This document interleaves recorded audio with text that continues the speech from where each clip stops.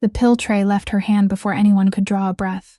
It struck the marble floor of Holloway House, bounced once, and split apart. 12 white tablets scattered in 8 directions, rolling past the feet of the assembled guests like small pale bones. Pick them up. Now Celeste Ashford's voice climbed to the vaulted ceiling and fell back down against all 4 walls, as though the house itself had just been struck across the face. Beyond the windows, the Atlantic broke against the base of the cliff. Once, twice, then nothing. Pick them up, you hired help. 8 guests stood frozen. No one bent down, no one moved. At the top of the staircase in shadow, an old man sat in a wheelchair.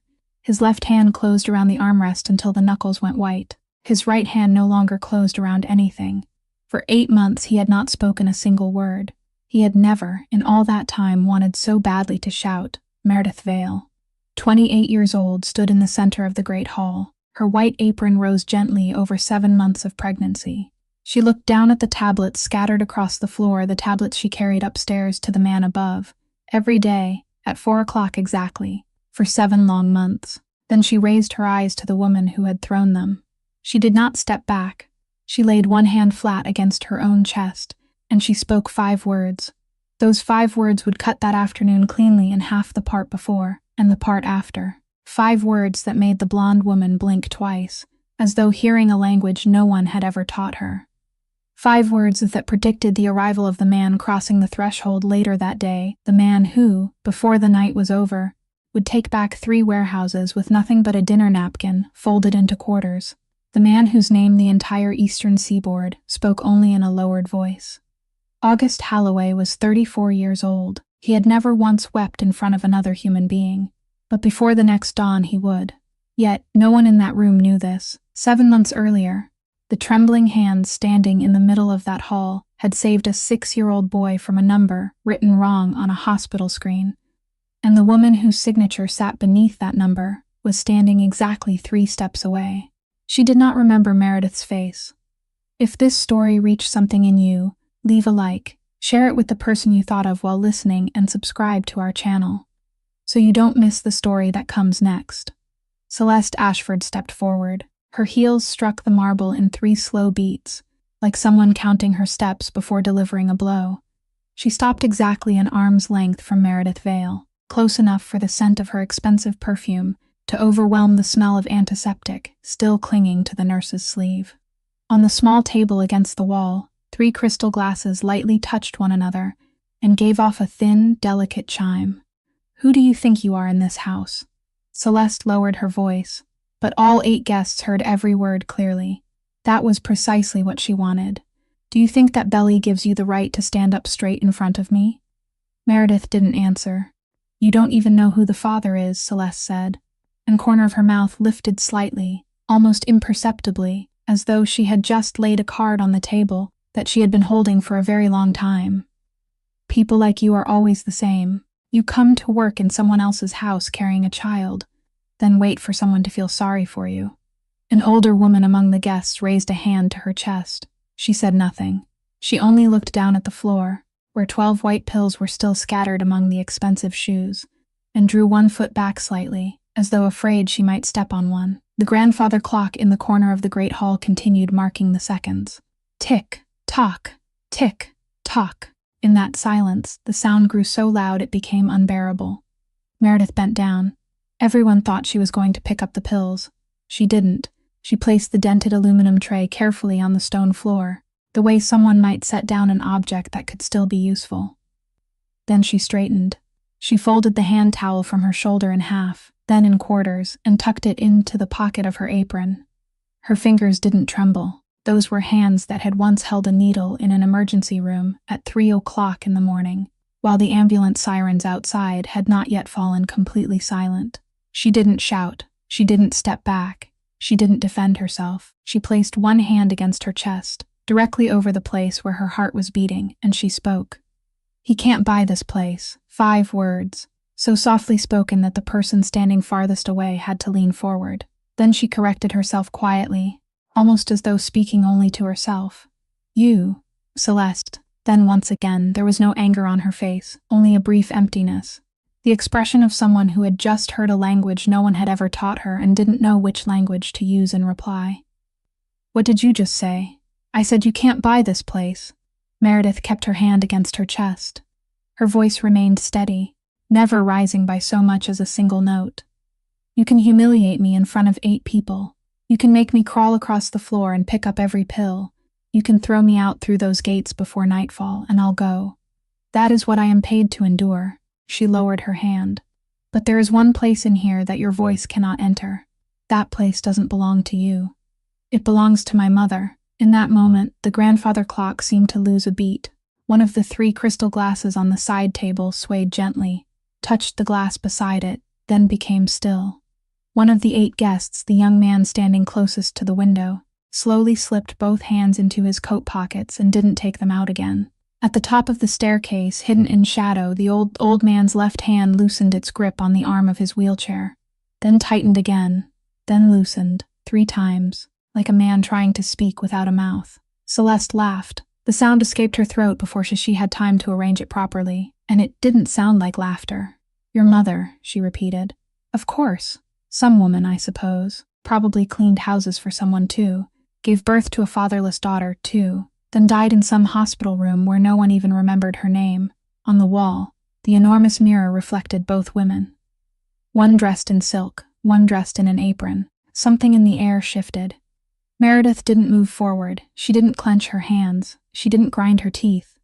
But when she spoke, her voice had changed, and everyone in the great hall recognized it at the same moment, including Celeste, including the old man above them, including the clock, which seemed to hesitate before marking the next second. Don't speak about her. The word don't fell onto the marble floor like a soft pebble. It made no echo. It carried none of the weight of metal. But it remained there, among the 12 white pills, and no one dared step across it. Please don't speak about her again. Celeste opened her mouth, then closed it. At that exact moment, the great doors of Holloway House opened. The afternoon light from beyond the cliffs poured inside, cutting a long path across the floor, passing over the scattered pills, and stopping precisely where Meredith stood. August Holloway entered, his tie loosened, and his coat draped over one arm. In his leather-gloved hand was a small square velvet box, still unopened. He stopped in the middle of the doorway. He looked down at the floor of his house. The change that passed over Celeste Ashford's face happened so quickly that no one saw it take place. They saw only the result. Half a second earlier, her cheeks had still been flushed red with anger. Half a second later, they had changed to an entirely different shade of pink, softer, more tremulous, the color of someone who had just been wounded. Her shoulders, which had been straight as a ruler, suddenly collapsed. Her chin quivered slightly, and tears rose into her eyes in precisely the necessary amount, no more than a single drop, gathering at the corner of one eye as though waiting for the light to strike it at the most flattering angle. Those weren't the tears of someone who had just begun to cry. They were the tears of someone who had practiced crying many times in front of a mirror until she had mastered it. "Darling," she said, and her voice was now as sweet as honey pouring from a jar. "You're home. Look at what she just said to me, in front of your guests. Right here in the middle of your house." She took one step toward August Holloway. Both hands extended before her, all 10 fingers spread wide as though she had just dropped something precious. "This woman cannot remain here for one more night." August didn't look at her. He remained standing in the doorway, the small velvet box resting neatly in his leather-gloved palm. He didn't look at Celeste. He didn't look at the 8 guests, standing rooted to the floor of the great hall. He didn't look at Meredith Vale. He looked down at the floor. His gaze moved slowly across the marble, from the foot of the staircase to the legs of the side table, then circled back again. He looked at the white pills scattered among the expensive shoes. One had rolled close to the toe of the woman wearing the pearl necklace and stopped there. 2 lay side by side beneath the table. One had rolled farthest of all the way to the western wall, where the afternoon light couldn't reach it. He counted. 1, 2, 3, 4. No one in the great hall knew what he was doing. They saw only the man standing motionless with his eyes lowered, and they assumed he was restraining his anger. The grandfather clock continued marking the seconds. Outside, the Atlantic waves struck the base of the cliffs with steady indifference. 5, 6, 7, 8, 9. The young man standing near the window pulled one hand from his coat pocket, then slipped it back inside. 10, 11. August's gaze stopped on the final pill, the one lying against the western wall. 12. He knew that number exactly. He knew the 3 ivory white pills were anticoagulants. He knew the 2 smallest ones had to be taken after a meal and mustn't be swallowed on an empty stomach.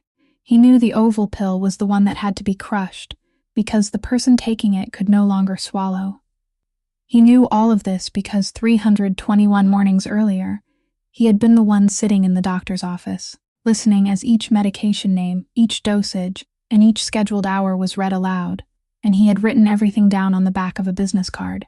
He still carried that business card in his wallet. "Darling," Celeste said again, and something uncertain had begun to enter her voice. "Are you listening to me?" August raised his head. He didn't look at her. He looked toward the top of the staircase, into the darkness, where a figure sat motionless in a wheelchair. The 2 men looked at each other across the space between them for 3 beats of the clock. Neither spoke. Neither needed to. Then August turned back. He placed the small velvet box on the side table, beside the 3 crystal glasses, carefully, as though the box itself bore no blame for any of this, and he spoke very softly, no louder than the waves outside. "This isn't your home yet, Celeste." The words left his mouth before he had time to think. They didn't sound like a rebuke. They sounded like a truth that had been sitting silently inside his chest for many years, waiting for an opening, and had finally found its way out. Celeste stood frozen in the middle of the great hall. The tear she had prepared still rested at the corner of her eye, neither falling nor retreating, no longer knowing where it was supposed to go. The 8 guests began to leave. No one said goodbye. The woman wearing the pearl necklace stepped carefully around the pill near the toe of her shoe, as though avoiding a puddle. The young man by the window was the last to go, and before crossing the threshold, he glanced back at Meredith Vale once, a very quick look, then lowered his head and walked out. The great door closed. The afternoon light was cut off. Only 3 people remained in the great hall, and a 4th sat in darkness at the top of the staircase. The old man's left hand slowly loosened its grip on the arm of the wheelchair. His knuckles, white with strain, gradually returned to the color of his skin. He leaned his head back against the chair and closed his eyes. For 8 months, he hadn't spoken a single word. That afternoon, for the first time, he felt no need to speak. At 7 o'clock that evening, the chandelier in the dining room was dimmed by half, and candles were lit in its place. 12 seats, 12 sets of silverware, arranged at precisely measured intervals, the ends of the handles exactly 1 finger joint from the edge of the table. That was how the table at Holloway House had been set for 36 years, and the man who had taught the maids how to do it was now lying on the 3rd floor, unable to swallow solid food. August Holloway sat at the head of the table. Celeste sat to his right, an emerald necklace around her throat, smiling at everyone as though the events of that afternoon had never happened. At the far end of the table sat Rennick Vaughn, 51 years old, owner of 3 warehouses in the South, a man who had a habit of speaking more loudly than necessary, because he believed volume was proof of confidence. He had already drunk 3 glasses of wine before the main course. He was telling a story, and he knew the entire table was listening. "Honestly," Rennick Vaughn said, turning his wineglass slowly in his hand, "I still can't understand it. This whole building has more than 20 rooms, yet the finest one, the room with windows looking straight out over the bay, is given to a paralyzed old man, a man who doesn't even know where he is." There was a very brief moment, no longer than half a heartbeat before the laughter began. Then the entire table laughed. The woman beside Rennick Vaughn laughed, and raised a hand to cover her mouth. The man across from him laughed and tapped 1 finger against the tablecloth. Celeste laughed, tipping her head slightly back, the white curve of her throat exposed beneath the candlelight. And August Holloway laughed as well.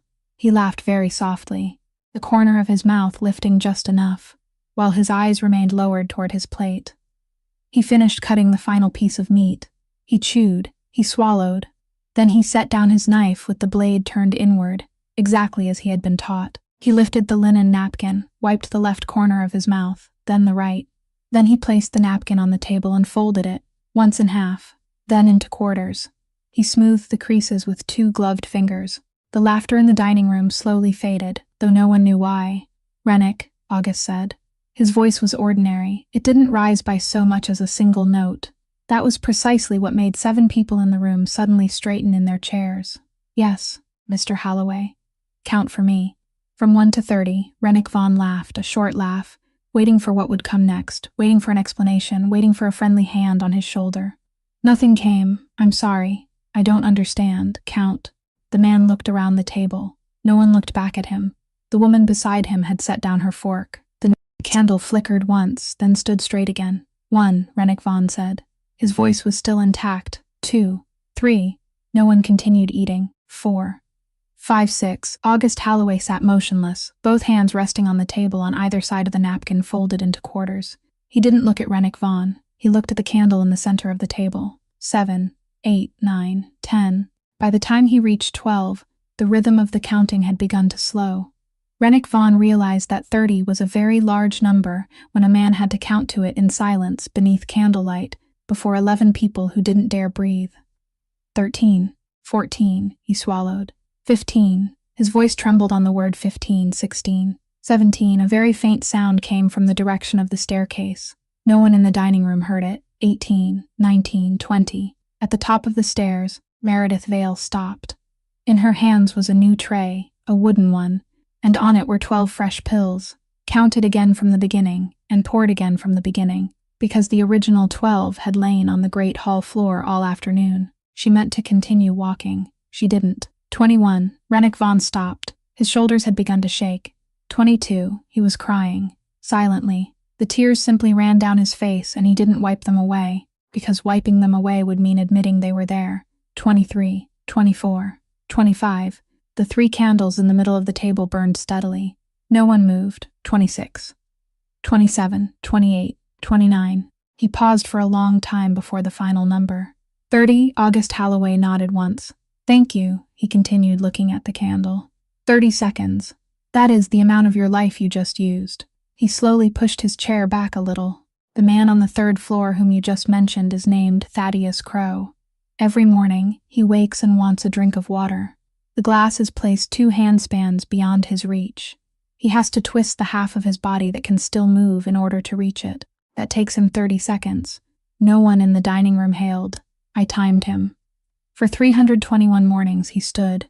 He fastened the button of his suit jacket. You have just used 30 seconds of your own life to understand 30 seconds of his. Now you may go home. Rennick Vaughn opened his mouth. No sound emerged. The 3 warehouses in the south will have a new owner tomorrow morning. My people will contact your attorney before 8 o'clock. At the far end of the dining room, 2 men in black suits were already standing on either side of the door, though no one knew when they had arrived. They didn't step forward. They didn't extend their hands. They simply stood there, and Rennick Vaughn rose from his chair on his own, walked the length of the room on his own, and crossed the threshold on his own. No one touched anyone. The door closed very softly. At the top of the staircase, Meredith Vale stood motionless with the wooden tray in her hands. She had seen everything. She didn't smile. At the head of the table below, Celeste Ashford lifted her wineglass toward August, and she smiled at him, a warm, admiring smile, almost tender. She loved this moment at 5 o'clock in the morning. The fog over the bay had not yet lifted, and cold storage warehouse number 7 stood at the far end of the pier, where sodium lamps cast a dirty orange light across the wet concrete. August Holloway arrived alone. He brought no one with him. People said that was the most frightening thing about him, that when he needed to bring men along, the matter was not yet serious, and when he came alone, everything had already been decided. Inside the warehouse, the cold rose in white streams every time he breathed out. The shipment sat in the middle of the floor, foam crates stacked one upon another, bits of crushed ice still clinging to the lids. 4 crates had been opened. Beneath the frozen fish were 4 square bundles wrapped in plastic, compressed tight by machine. The warehouse supervisor's name was Dorsey. He had been standing there for 40 minutes waiting. When August Holloway crossed the threshold, Dorsey dropped to his knees before August could say a single word. August said nothing at all. He looked at the 4 bundles. Then he removed his gloves. At 6 o'clock in the morning, he sat in the car with the window lowered halfway. The sun had not yet fully risen above the horizon. It had only cast a silver-gray streak across the far end of the bay. He was putting his gloves back on, one finger at a time, slowly, like a man putting on a coat he had taken off to do some work around the house. There was a fresh scratch across the back of his right hand, about 2 finger joints long, still pink. He pulled the leather over it. The driver stood outside with his hands clasped behind his back, not looking into the car. "Burn the shipment," August said. "The entire warehouse. Insurance will pay." "Yes, sir." There was a pause. "And the man, sir?" August looked out at the sea. He looked for a very long time. The early morning ferry was leaving the dock on the far side of the bay, dragging behind it a trail of white foam that slowly closed again. "A bus to Florida," he said. "And an envelope." The driver nodded. "He has 3 children. In the northeastern harbor, no one wrote down August Halloway's 3 rules. There was no sheet of paper. No one read them aloud during meetings. But from Providence down to New Bedford, everyone who worked on the docks knew those 3 rules by heart, as well as they knew the names of their own children. "No drugs through my harbor. No women. No children. No one touches my people." Cold storage warehouse number 7 had broken the first rule. And people said Mr. Halloway never killed anyone out of anger. He simply closed a door, and the person standing on the wrong side of it would never open it again. That same day, at 3 o'clock in the afternoon, Meredith Vale pushed Thaddeus Crow's wheelchair out of the 4th-floor elevator at St. Mercy Hospital. She had walked this corridor thousands of times. She knew the 11th tile from the elevator had a thin crack running through it. She knew the vending machine in the corner often swallowed coins. She knew the smell of the 4th floor, the smell of alcohol and printer paper, and something faintly sweet that no one could name. She had not set foot here in 7 months. For 7 months, she had gone around this building every time she took the bus home. My Thaddeus Crow sat still. His left hand rested on his thigh, his fingers slightly curled. Ward Price stepped out of room 412. He was 37 years old, wearing a white coat, a stethoscope hanging behind his neck, and a name badge that identified him as chief resident. He stopped in the middle of the corridor. He didn't look at her face first. He looked down at the swell beneath her coat, and over the course of 3 seconds, 3 different things passed across his face. First came confusion, then calculation, very quick, the reflex of a man accustomed to working with dates and numbers. Then something closed behind his eyes, like a trapdoor falling shut. He understood immediately what it was. He was the only person in the world who could understand in just 3 seconds. "You kept it," he said. Meredith didn't stop right away. She pushed the wheelchair 2 more steps before stopping. 3 years, she said. She didn't turn around. She looked straight toward the far end of the corridor, where there was a window, and beyond the window was a pale, milky patch of July sky. "Meredith." She pushed the chair forward again. The wheel rolled over the cracked tile and made a small sound. Then she stopped once more, still without turning around. "Do you know what the worst part is?" she said. Her voice was perfectly ordinary, as though she were reading back a note from a medical chart. "It isn't that you left me. I can understand that. People leave each other for many reasons, and there are reasons no one deserves to be blamed for." Thaddeus Crow's left hand moved slightly on his thigh. "The worst part is that every month, when I transferred $214 to that cold room, I still sat in front of the screen for a few seconds after pressing the button. 3 years, 36 times. And every single time, I thought that if you were still here, maybe we would be making the transfer together." She left. Ward Price remained alone in the middle of the 4th-floor corridor. Light from the window at the far end poured across the floor, and his shadow stretched behind him, lying across the cracked tile. He stood there for a very long time. Then he slipped a hand into the pocket of his white coat and took out his phone. He looked at the screen. He dialed a number. The bus home crossed 3 bridges, and Meredith Vale always sat by the window on the right so she could look out over the bay. That afternoon, she didn't look at the bay. She looked at her 2 hands resting in her lap, and she let memory do what it always did whenever she was too tired to summon the strength to stop it. When she was 25, an endocrinologist on the 6th floor of the very hospital she had just left placed 2 fingers against her throat and told her to swallow. He asked her to swallow a second time. Then he sat down, and he said nothing for longer than was necessary. Thyroid cancer. The words didn't sound as frightening as some of the other words in the same family, and every doctor told her the prognosis was good, that people lived a very long time with this disease, that she was young. But before chemotherapy began, they asked her a question, one every hospital asked, one included in the standard procedure, printed on a form beside a square box waiting to be checked. Did she want to preserve embryos? Ward Price was only 30 then. With no stethoscope draped behind his neck and no title printed on a badge, and he sat beside her in the small room with a poster about the life cycle of a cell taped to the wall. He held her hand. Together, they checked that box. It was an afternoon in October, and they laughed on the way home because they both believed it was only a precaution on a piece of paper. A box checked for a future they were certain they would never need. Chemotherapy ended. Her hair grew back, coarser than before, curling at the roots. Her numbers returned to the normal range. She went back to the emergency room, back to the night shift, and she did the work better than anyone else there, because someone who had once lain on a stretcher understood what a person on a stretcher needed. Then she became pregnant. Naturally. No one had expected it. Her doctor told her that sometimes the human body did things medicine could only stand by and document.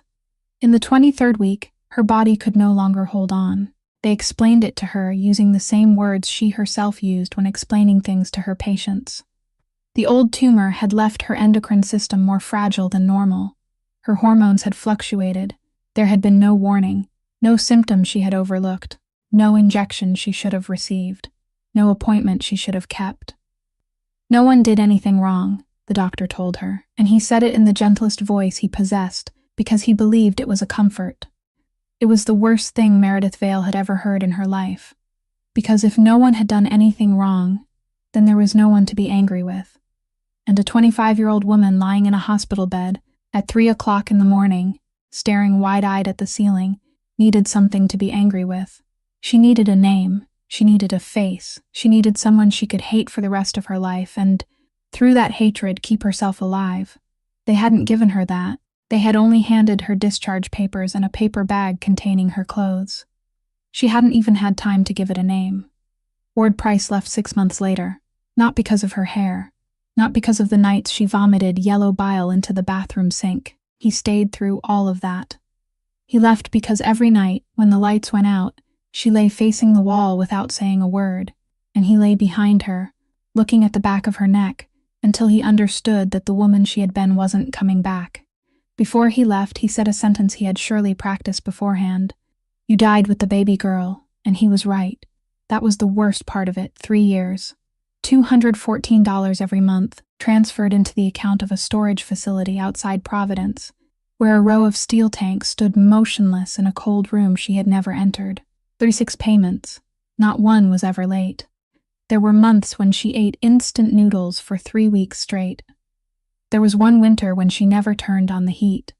But on the 5th day of every month, she sat in front of the screen, pressed the button, then remained there for a few more seconds. Then the letter came. It lay between a pizza advertisement and the electric bill. The storage facility announced that it was closing and merging with a larger system in another state. All unused embryos would be disposed of according to regulations after 90 days unless the client transferred them elsewhere or proceeded with implantation. Transfer elsewhere, $8,000. Implantation, $4,200. At the time, she had $4,600 in her account. Every dollar of it had come from the condolence money given at her mother's funeral. She sat with that letter for 3 weeks. She read it at different hours of the day, as though the numbers might change if the light changed. Then, on a Tuesday morning, she put on the only decent coat she still owned, took a bus to the outskirts of the city, and signed wherever they told her to sign. She told no one. There was no one to tell. At 9 o'clock that evening, Meredith Vale knocked on the study door. She had helped Thaddeus Crowe into bed, taken his blood pressure, written the number in the small notebook she kept on the windowsill, turned off the main light, and switched on the egg-shaped night lamp he liked. Then she went downstairs, and one of the servants told her Mr. Halloway wished to see her. The study at Halloway House was in the east wing, beyond 2 sets of doors. The room smelled of old wood, walnut that had stood for 40 years in a room where the windows were rarely opened, mingled with paper, and the faint trace of tobacco smoke from the days when some man had still smoked cigars there. The velvet curtains were partly drawn. A strip of lamplight fell across the center of the rug, as though the house itself had already chosen the place where whatever came next was meant to happen. August Halloway stood beside the arched window, with his back turned. "Please sit. I'm comfortable standing, sir." He didn't insist. He walked to the nearest leather armchair and placed both hands on its back, but he didn't sit down. He was still wearing his gloves. "I reviewed the payroll this morning," he said. How long have you worked here? 7 months, sir. He looked at her. Not the way an employer looked at a servant. The way a man looked when he had just heard a number far more precise than the question required. Where were you born, Miss Vale? She hesitated. In a small town. You probably haven't heard of it, tell me. The small clock on the mantel continued counting the seconds. Coldbrook, she said. Coldbrook, New Hampshire. August Halloway straightened. He moved too quickly, faster than a 34-year-old man needed to move, and one of his hands accidentally struck the brass paperweight on the desk. It turned halfway around, then stopped. Say that again, Coldbrook. Up north, near the river. Fewer than 2,000 people live there. He walked toward the window, then turned back, then walked toward the window again, and Meredith realized that the man's legs were no longer entirely obeying him. My father was born in Coldbrook, he said. She didn't look surprised. She only gave a small nod, so slight it seemed she had known it already, or as though she had just heard a distant door close somewhere far away. He lived there until he was 9, August continued, speaking more to himself than to her. My grandfather died young. My grandmother brought him to the city. They lived in a room above a bakery for 7 years until he found work loading freight at the docks. That dock was the beginning of all of this house, this name. He sat on the edge of the armchair as though his legs could no longer hold him. Why did you come to this city? My mother was ill.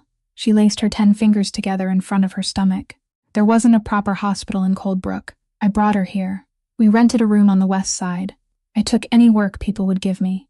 Until she died, I'm sorry. Thank you, sir. How long after that did you come to work here? Not long. The employment agency must have given you several choices. 4 choices, sir. Why did you choose this house? The silence stretched on. Outside, waves struck the base of the cliffs, slow and steady.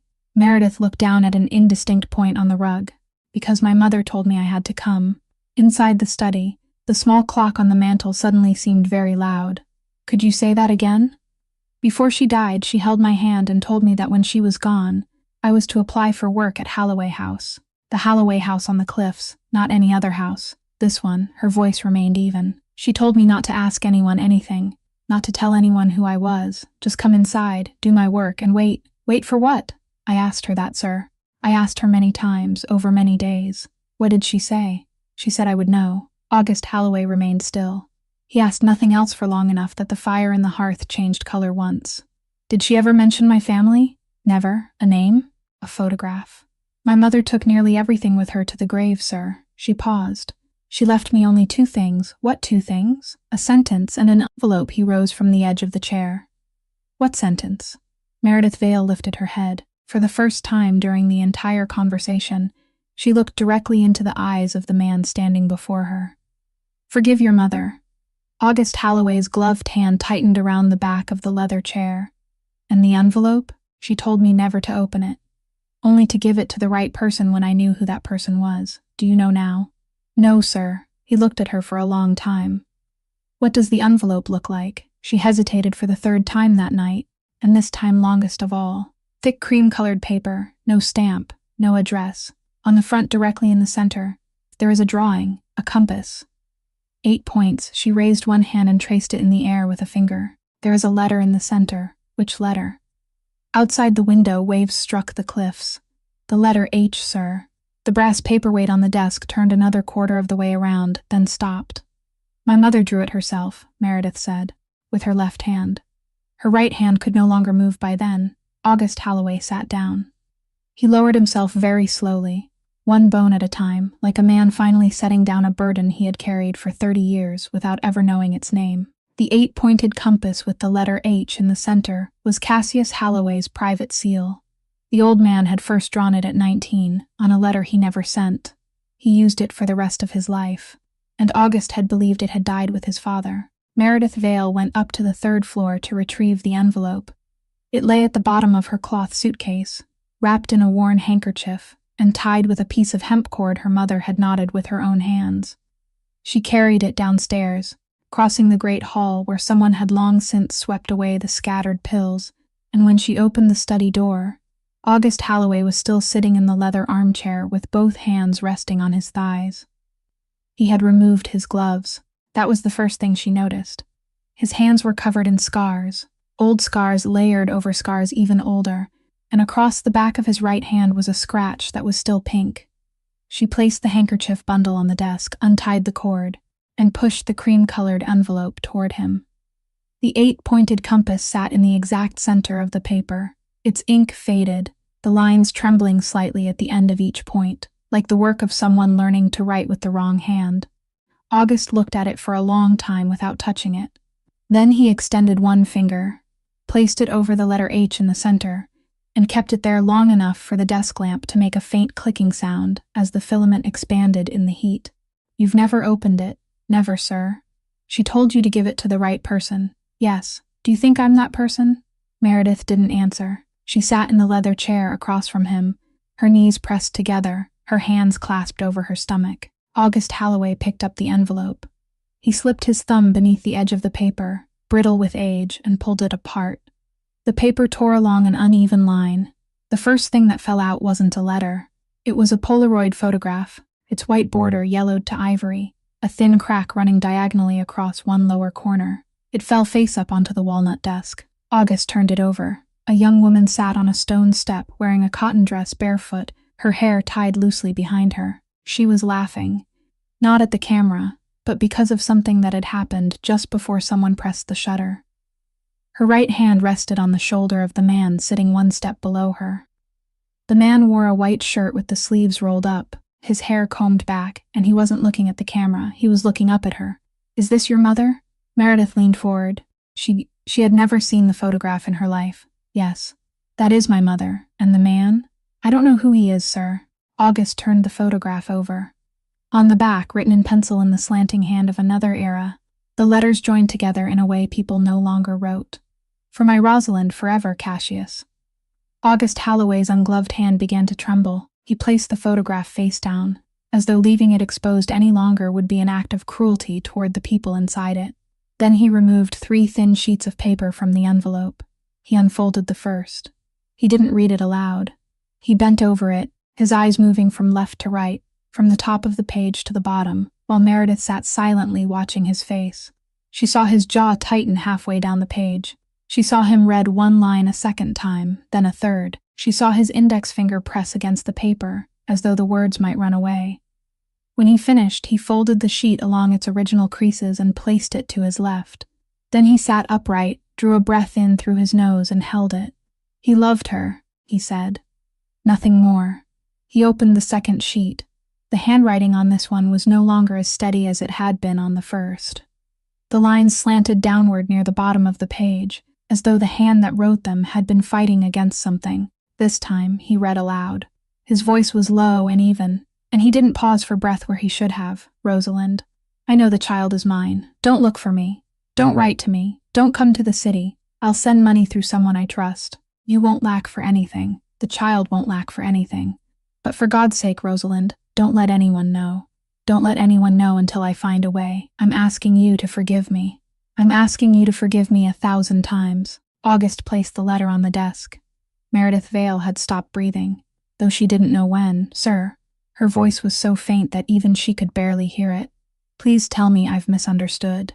He said nothing. He only opened the third sheet, and that was the one that made him rise from the chair.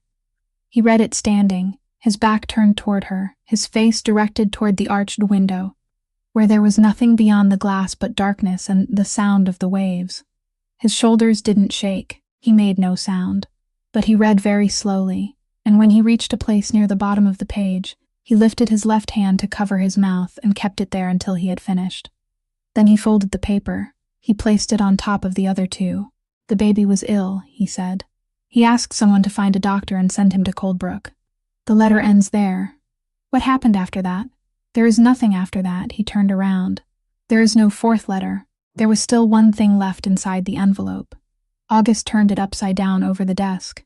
A small object fell out, slid across the wood, and stopped near the edge.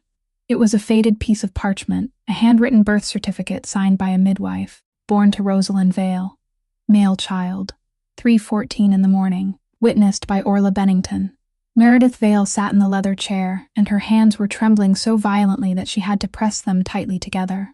The man standing across the desk was her brother. And somewhere in this world, or nowhere any longer, there was another man, born at 3:14 in the morning, carrying the blood of both of them in his veins. A brother she had never known she had. At midnight, Meredith Vale climbed to the 3rd floor.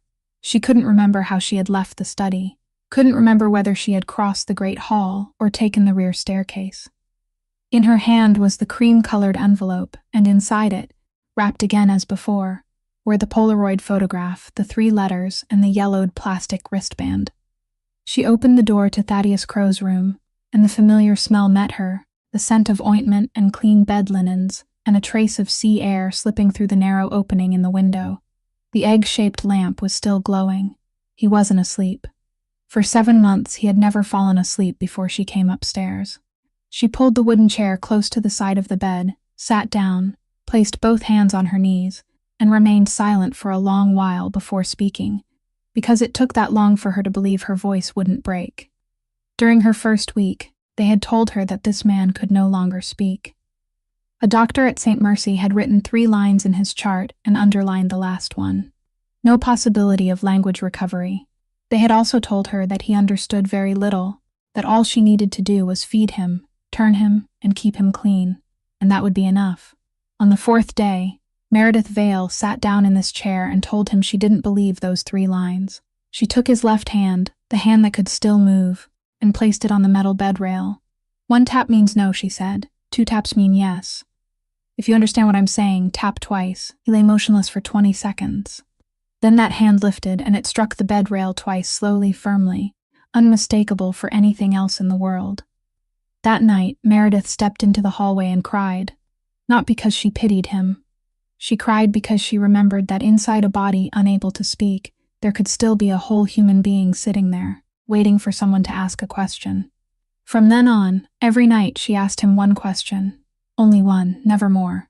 Not because she wanted to learn something, not because she was trying to pry. Only so that he would have something to do with the 1 hand still left to him before morning came. Are you cold? 1 tap. Would you like me to open the window? 2 taps. Is this music bothering you? 1 tap. Do you prefer winter to summer? 2 taps.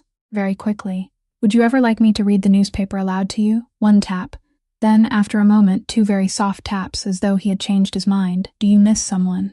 2 taps, hard, so hard that the metal bed rail gave off a faint note that lingered in the darkness. Meredith asked nothing else that night. She simply stayed for another hour, holding his hand until he fell asleep. That had been the 19th night. Now, 7 months had passed. Meredith Vale placed the cream-colored envelope on her lap. She didn't open it. She looked down at Thaddeus Crow's left hand, at the slightly curled fingers, the age spots across the back of it, the wedding ring he still wore even though his wife had died before Meredith was born. Tonight I want to ask you a question, she said. One I've never asked before. His hand didn't move. Outside the window, waves struck the base of the cliffs. Once, twice, then silence. Did you know my mother? She could hear her own heartbeat inside her ears. Her name was Rosalind Vale. The hand remained still on the metal bed rail. It stayed still for a very long time. Meredith counted silently, 10 seconds, 20, 30. She began to think that perhaps he was too tired tonight. She began to think that perhaps she had asked a question too heavy for 1 hand to carry. 40 seconds, 50, 1 minute. Then the hand lifted. It tapped twice. Meredith pressed her palm over her mouth. And then Thaddeus Crow did something he had never done in all those 7 months. He didn't stop at 2, he continued tapping. 3, 4, 5, she lowered her hand. She looked at him. 6, 7, 8, 9. The rhythm was steady and slow, each tap separated by the same precise interval like the grandfather clock in the great hall below. 12, 13, 14. She didn't understand. She began counting aloud very softly, because she was afraid that if she didn't say the numbers aloud, she would lose one of them and never find it again. 18, 19, 20. The hand had begun to slow, but it didn't stop. 25, 26. Sir, she said. 29, 30. Please stop. 35, 36. Then the hand came to rest. Meredith Vale sat in the wooden chair with the cream-colored envelope on her lap, and she didn't need anyone to explain that number to her. He had begun working in this house when he was 36 years old. 36 years ago. She lifted her eyes to his face. The left side of Thaddeus Crow's face remained as calm as it was every other night. But on the right side, the side that had been without feeling for 8 months, the side he could no longer control, tears were running down.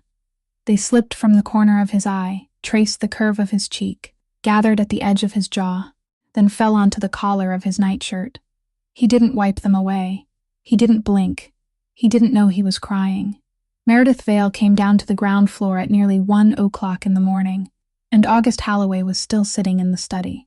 The 3 letters spread before him like 3 pieces of a map that led nowhere. She told him about the 36 taps. He didn't ask her to repeat herself.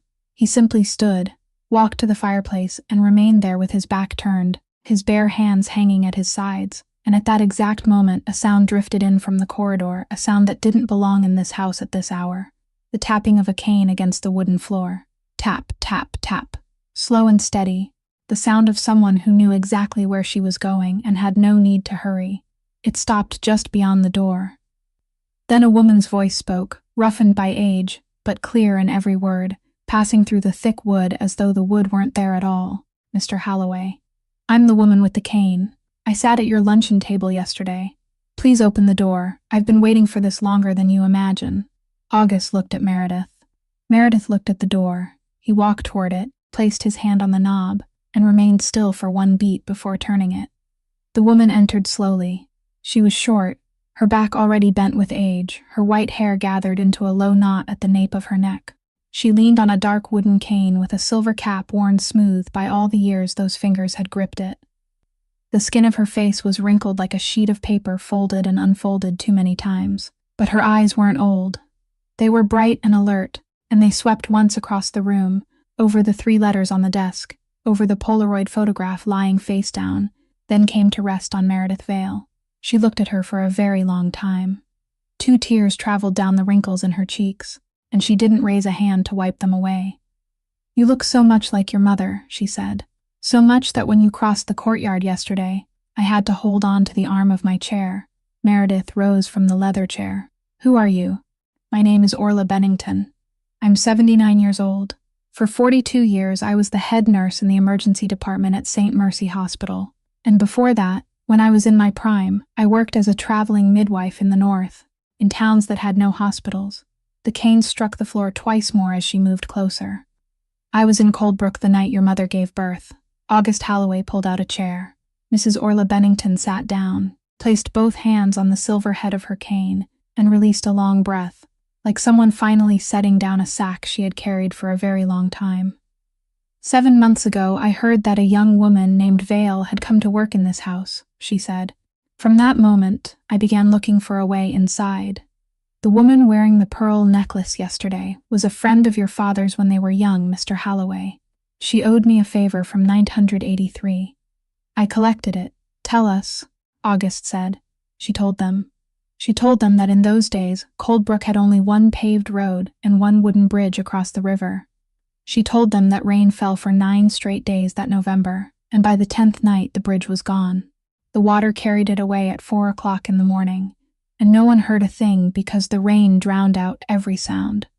She told them that in the wooden house at the end of that road, a 4-month-old baby developed a fever, and the fever didn't break for 3 days. The nearest doctor was 40 miles away, on the other side of a river that no longer had a bridge. They sent a man to walk upstream and find another crossing. He walked for 11 hours. We stayed inside that house, Mrs. Orla said. 4 women, we broke ice from the fish chest on the porch, wrapped it in cloth, and took turns.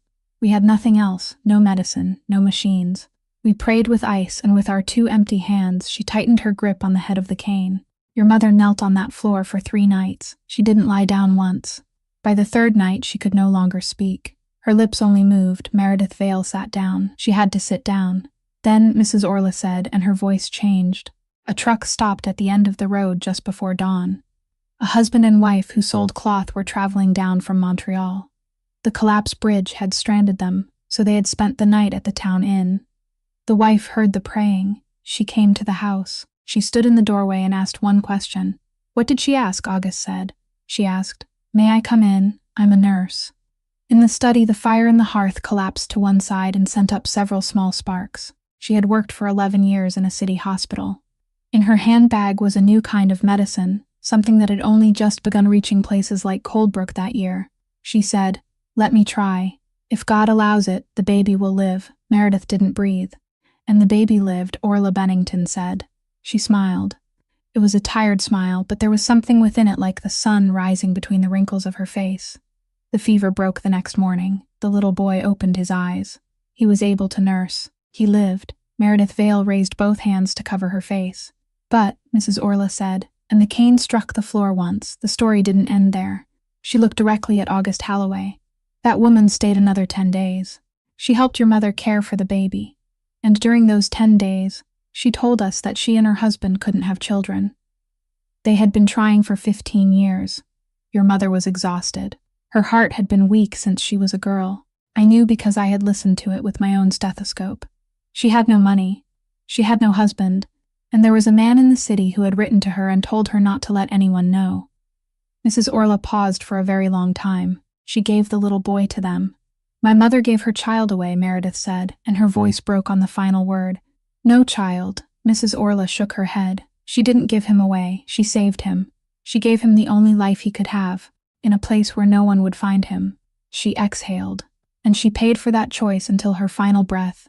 August Holloway stood leaning against the edge of the desk, both hands braced against the wood. Do you know where they took him? I do, Mrs. Orla said. I wrote it in a small notebook, and I've kept it for 36 years. She removed the notebook from her coat pocket. Its cover was worn, held closed by a rubber band. Your mother named him Corin. She opened the notebook, but the couple took him back to Providence and gave him another name, so he could begin again. She looked up. Elias Marchetti. August Holloway straightened away from the desk. All the blood drained from his face. August Holloway walked to the second drawer of the walnut desk and opened it with his bare hand. Inside was a leather-bound notebook, the one he had carried to every meeting during his 11 years running Holloway Maritime. He opened it near the middle. A business card was fastened to one page with a tarnished paperclip.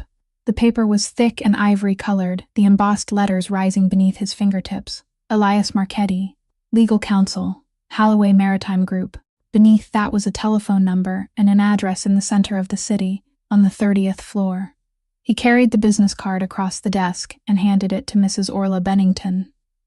She pushed her glasses higher on the bridge of her nose, held the card closer to the lamp, and studied it for a long time without blinking. Then she placed it on the desk beside the Polaroid photograph that still lay face down, and she spoke in the voice of someone who had reached the end of a 40-year journey, only to discover that it formed a circle. You've never met this man? Never, August said.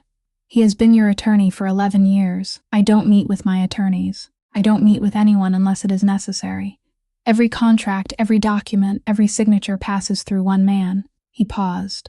Only one man. Meredith Vale raised her head. Who? August Holloway didn't answer her. He looked toward the ceiling, toward the 3rd floor, where an egg-shaped lamp was still glowing in a room whose windows looked out over the bay. He came to work here when he was 36, he said. My father hired him, and my father gave him one order that I never understood until tonight.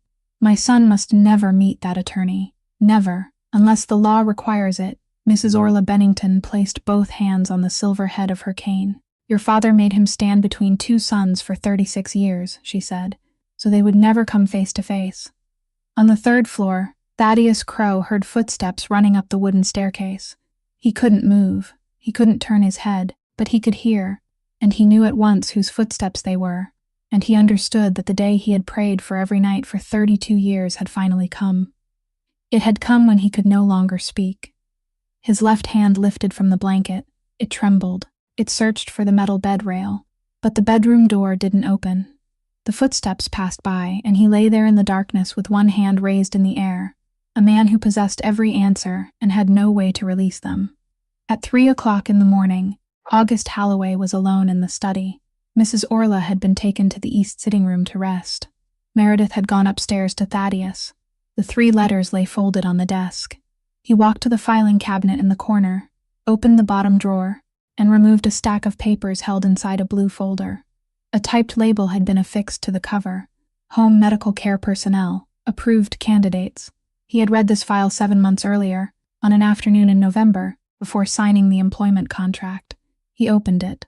The first page held an identification photograph. A 28-year-old woman with her hair tied low, not smiling. The second page was a background statement.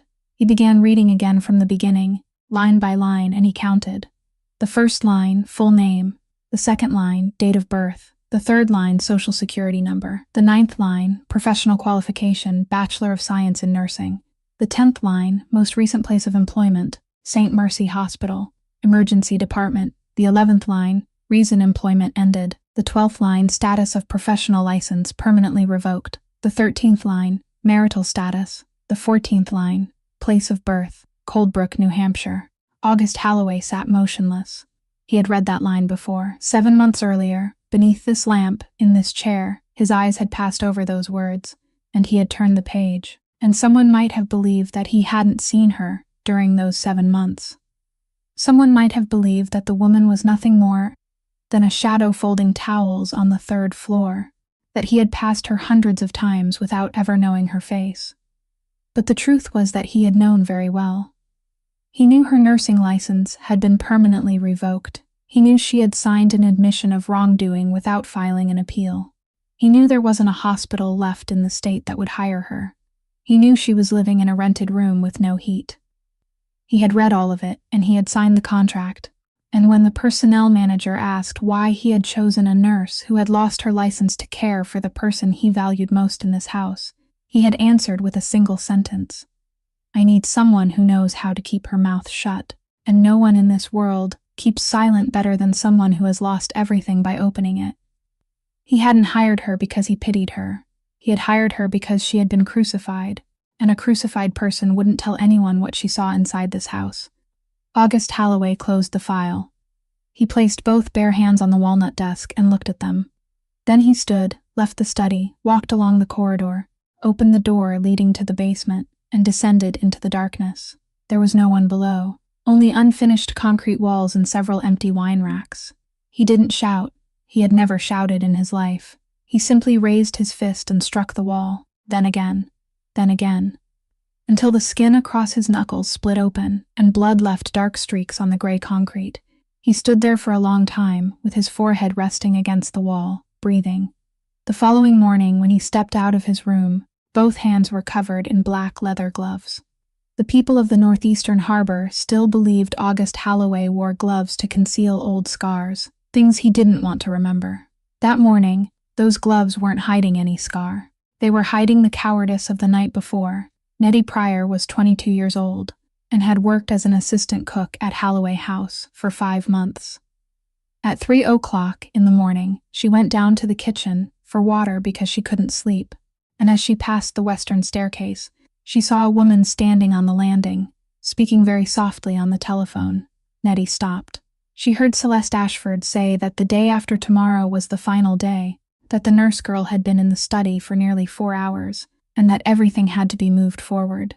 Then Celeste said something that made Nettie Pryor grip the banister. She wasn't speaking to Boyd. She said, "Yes, Uncle, I understand." The next morning, Nettie knocked on the study door and repeated every word she had heard, both hands still dusted with flour. August Holloway listened to the entire account. He didn't ask a single question. After the young woman left, he remained seated for a very long time, and Mrs. Orla Bennington, who was sitting in the corner with her cane propped beside her knee, was the first to speak. "You already know who he is, don't you?" "In this entire northeastern harbor," August said, "there is only one man who allows other people to call him uncle." He rose and walked toward the arched window. He has never had an office. He has never put his name on a company. He has never been photographed. In 30 years, no one has seen him step aboard a ship. But you know his name. My father spoke that name only once in his life. August turned around. The night before he died, he gripped my wrist and told me, "Never sit at the same table as Gideon Rook." Mrs. Orla closed her eyes. "He is still alive," she said. "I have feared that for 36 years. Meredith Vale stood with her back against the bookcase, both hands resting on her stomach. "Who is he, Mom?" Orla Bennington opened her eyes. She looked at Meredith, then at August, then down at her aged hands, tightening around the silver head of the cane. "Gideon Rook is 62 years old. He began working on the docks when he was 13. He couldn't read until he was 20, but he understood people, and he understood that in a harbor, the man who knew who owed what to whom held the entire harbor in the palm of his hand." She breathed out. "And the man he trained, the man he pulled up from the hold of a ship, The man he sat beside every night and taught to write a signature that looked like the hand of an educated gentleman was named Cassius Halloway. August Halloway stood frozen beside the window. "Your father learned everything from him," Mrs. Orla said. "How to say little. How to wait. How to make other men kneel without touching them. Your father was the finest student Gideon Rook ever had. So fine that when your father was 32, he drove his own teacher out of the harbor, and he did it so cleanly that Gideon Rook didn't even understand what he was losing until it was gone." 30 years ago, August said. 30 years ago, she nodded. "The same year your mother left Coldbrook, child." Meredith pulled away from the bookcase. "What did you say?" Mrs. Orla Bennington sat straighter. Her eyes, the eyes that refused to grow old, looked directly at the young woman standing before her. "I was inside that wooden house on the night your mother gave birth, but 3 months before that night, a strange man came to Coldbrook. In the study, the fire in the hearth had gone out long ago, leaving only warm ashes. He didn't threaten her. He didn't raise his voice. He walked into the shop where she sold cloth, bought 2 yards of cotton, paid for it, and while she wrapped his purchase, he told her that he knew whose child she was carrying." Meredith raised one hand and gripped the edge of the bookcase. "That was all," Mrs. Orla said. "He said nothing more. He took the wrapped cloth and left. That night, your mother came to my house. She sat on the front step and didn't cry. She asked me only one question. She asked, how can a child grow up without anyone knowing who his father is?" August Halloway had to reach out and grip the window frame. "And your father," Mrs. Orla turned toward him, her voice softening, "received a message like that during the same month. No one knows what Gideon Rook said to him, but from that moment, your father stopped writing letters. From that moment, he married another man's daughter. From that moment, he sent money north every month through an intermediary. And he never, not once during the remaining 40 years of his life, set foot in Coldbrook again." She lowered her eyes.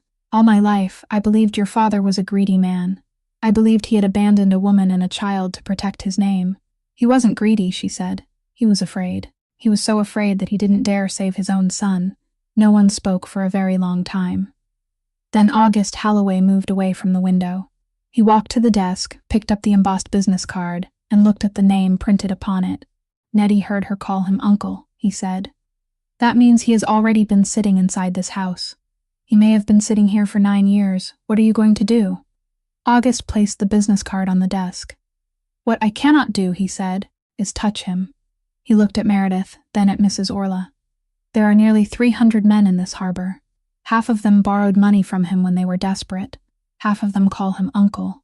If I move against Gideon Rook, I lose the harbor within 48 hours. Outside, the sun began to rise over the bay.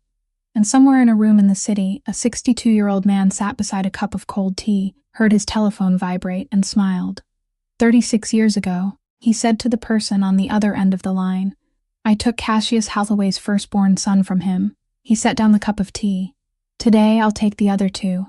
At 3 o'clock the following morning, August Halloway's car stopped in front of a glass building in the center of the city. He was driving. Meredith Vale sat in the passenger seat. Mrs. Orla Bennington sat in the back, with her cane resting across her lap. No one spoke a single word during the 20-minute journey. The elevator carried them to the 30th floor, and when the doors opened, the gray-carpeted corridor was so quiet that the silver tip of Mrs. Orla's cane could be heard touching the floor.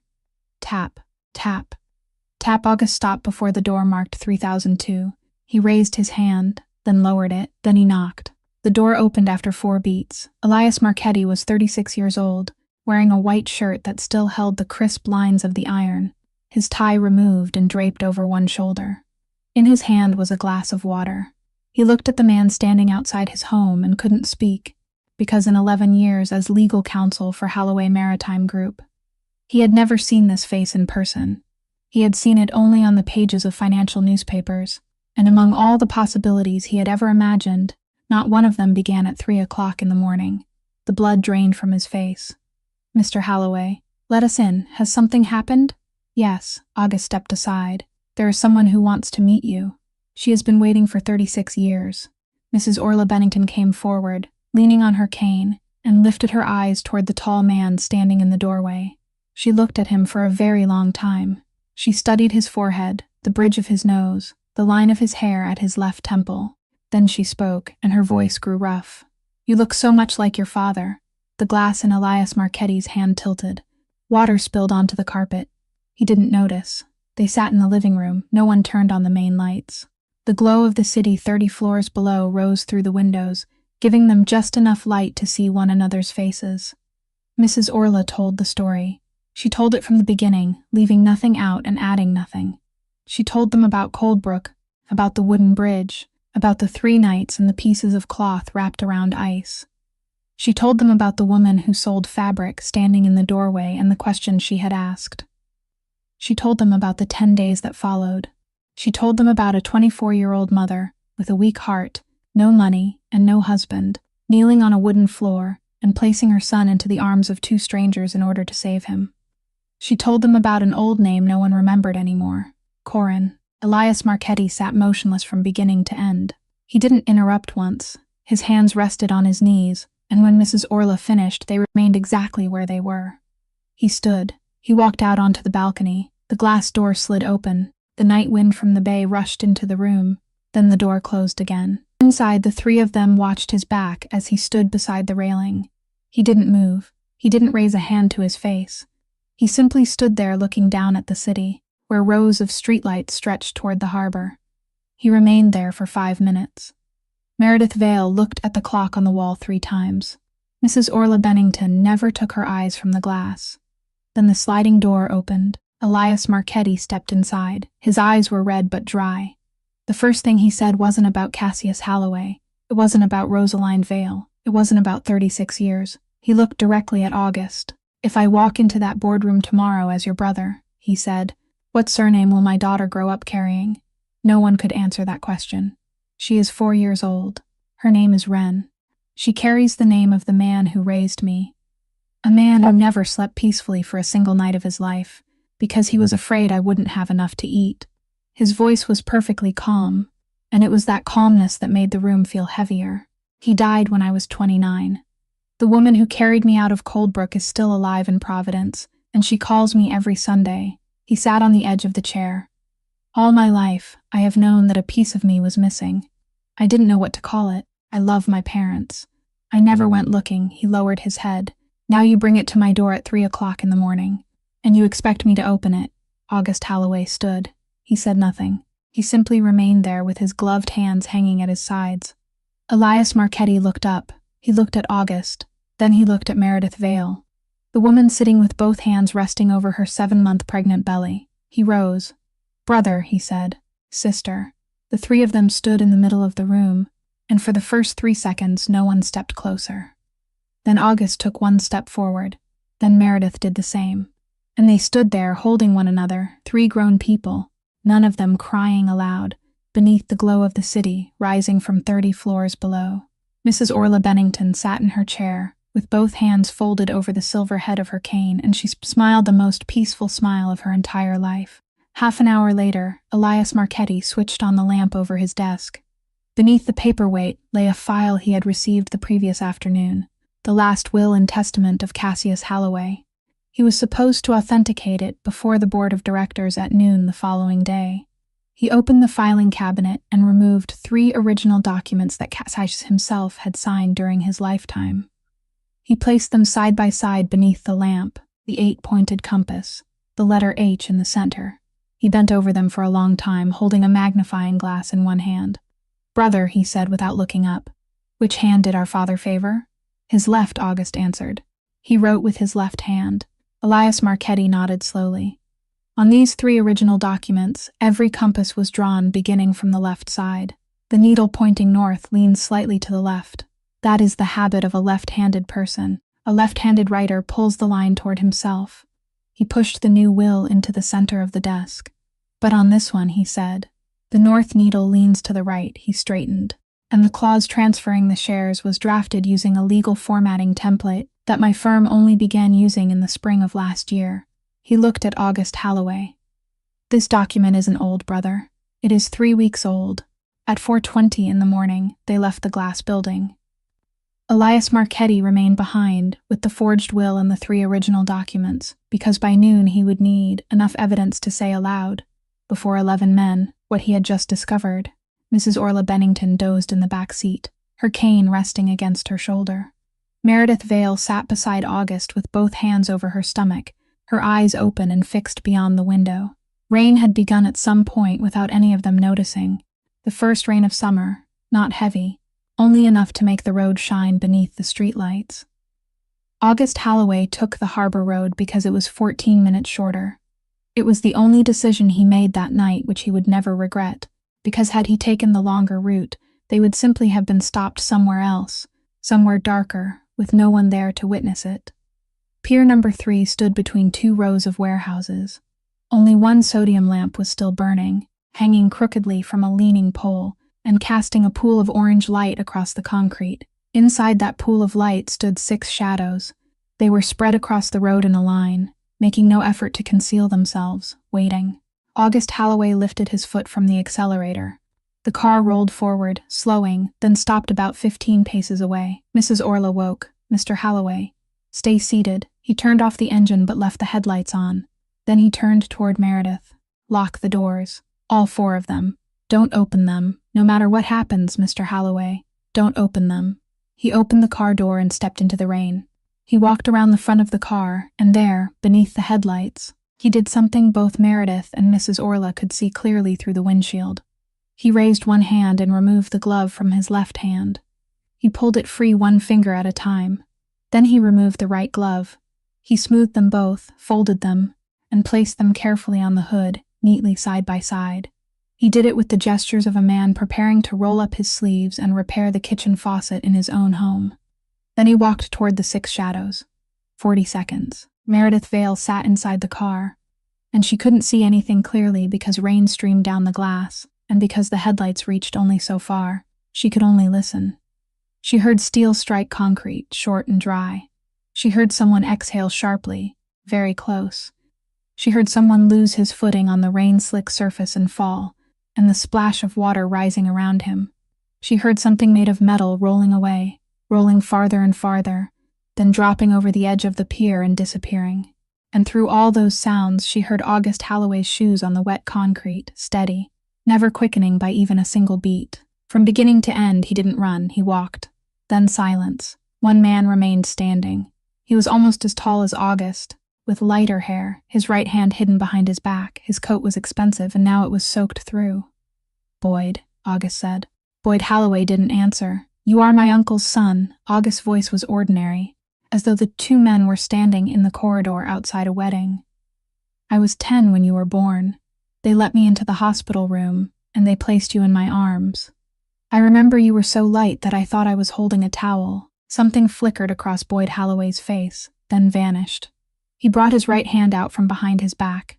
August saw it. He saw it very clearly beneath the sodium light, from no more than an arm's length away. He didn't step back, he stood still, and Boyd Holloway lunged. One thrust, the left side of his ribs.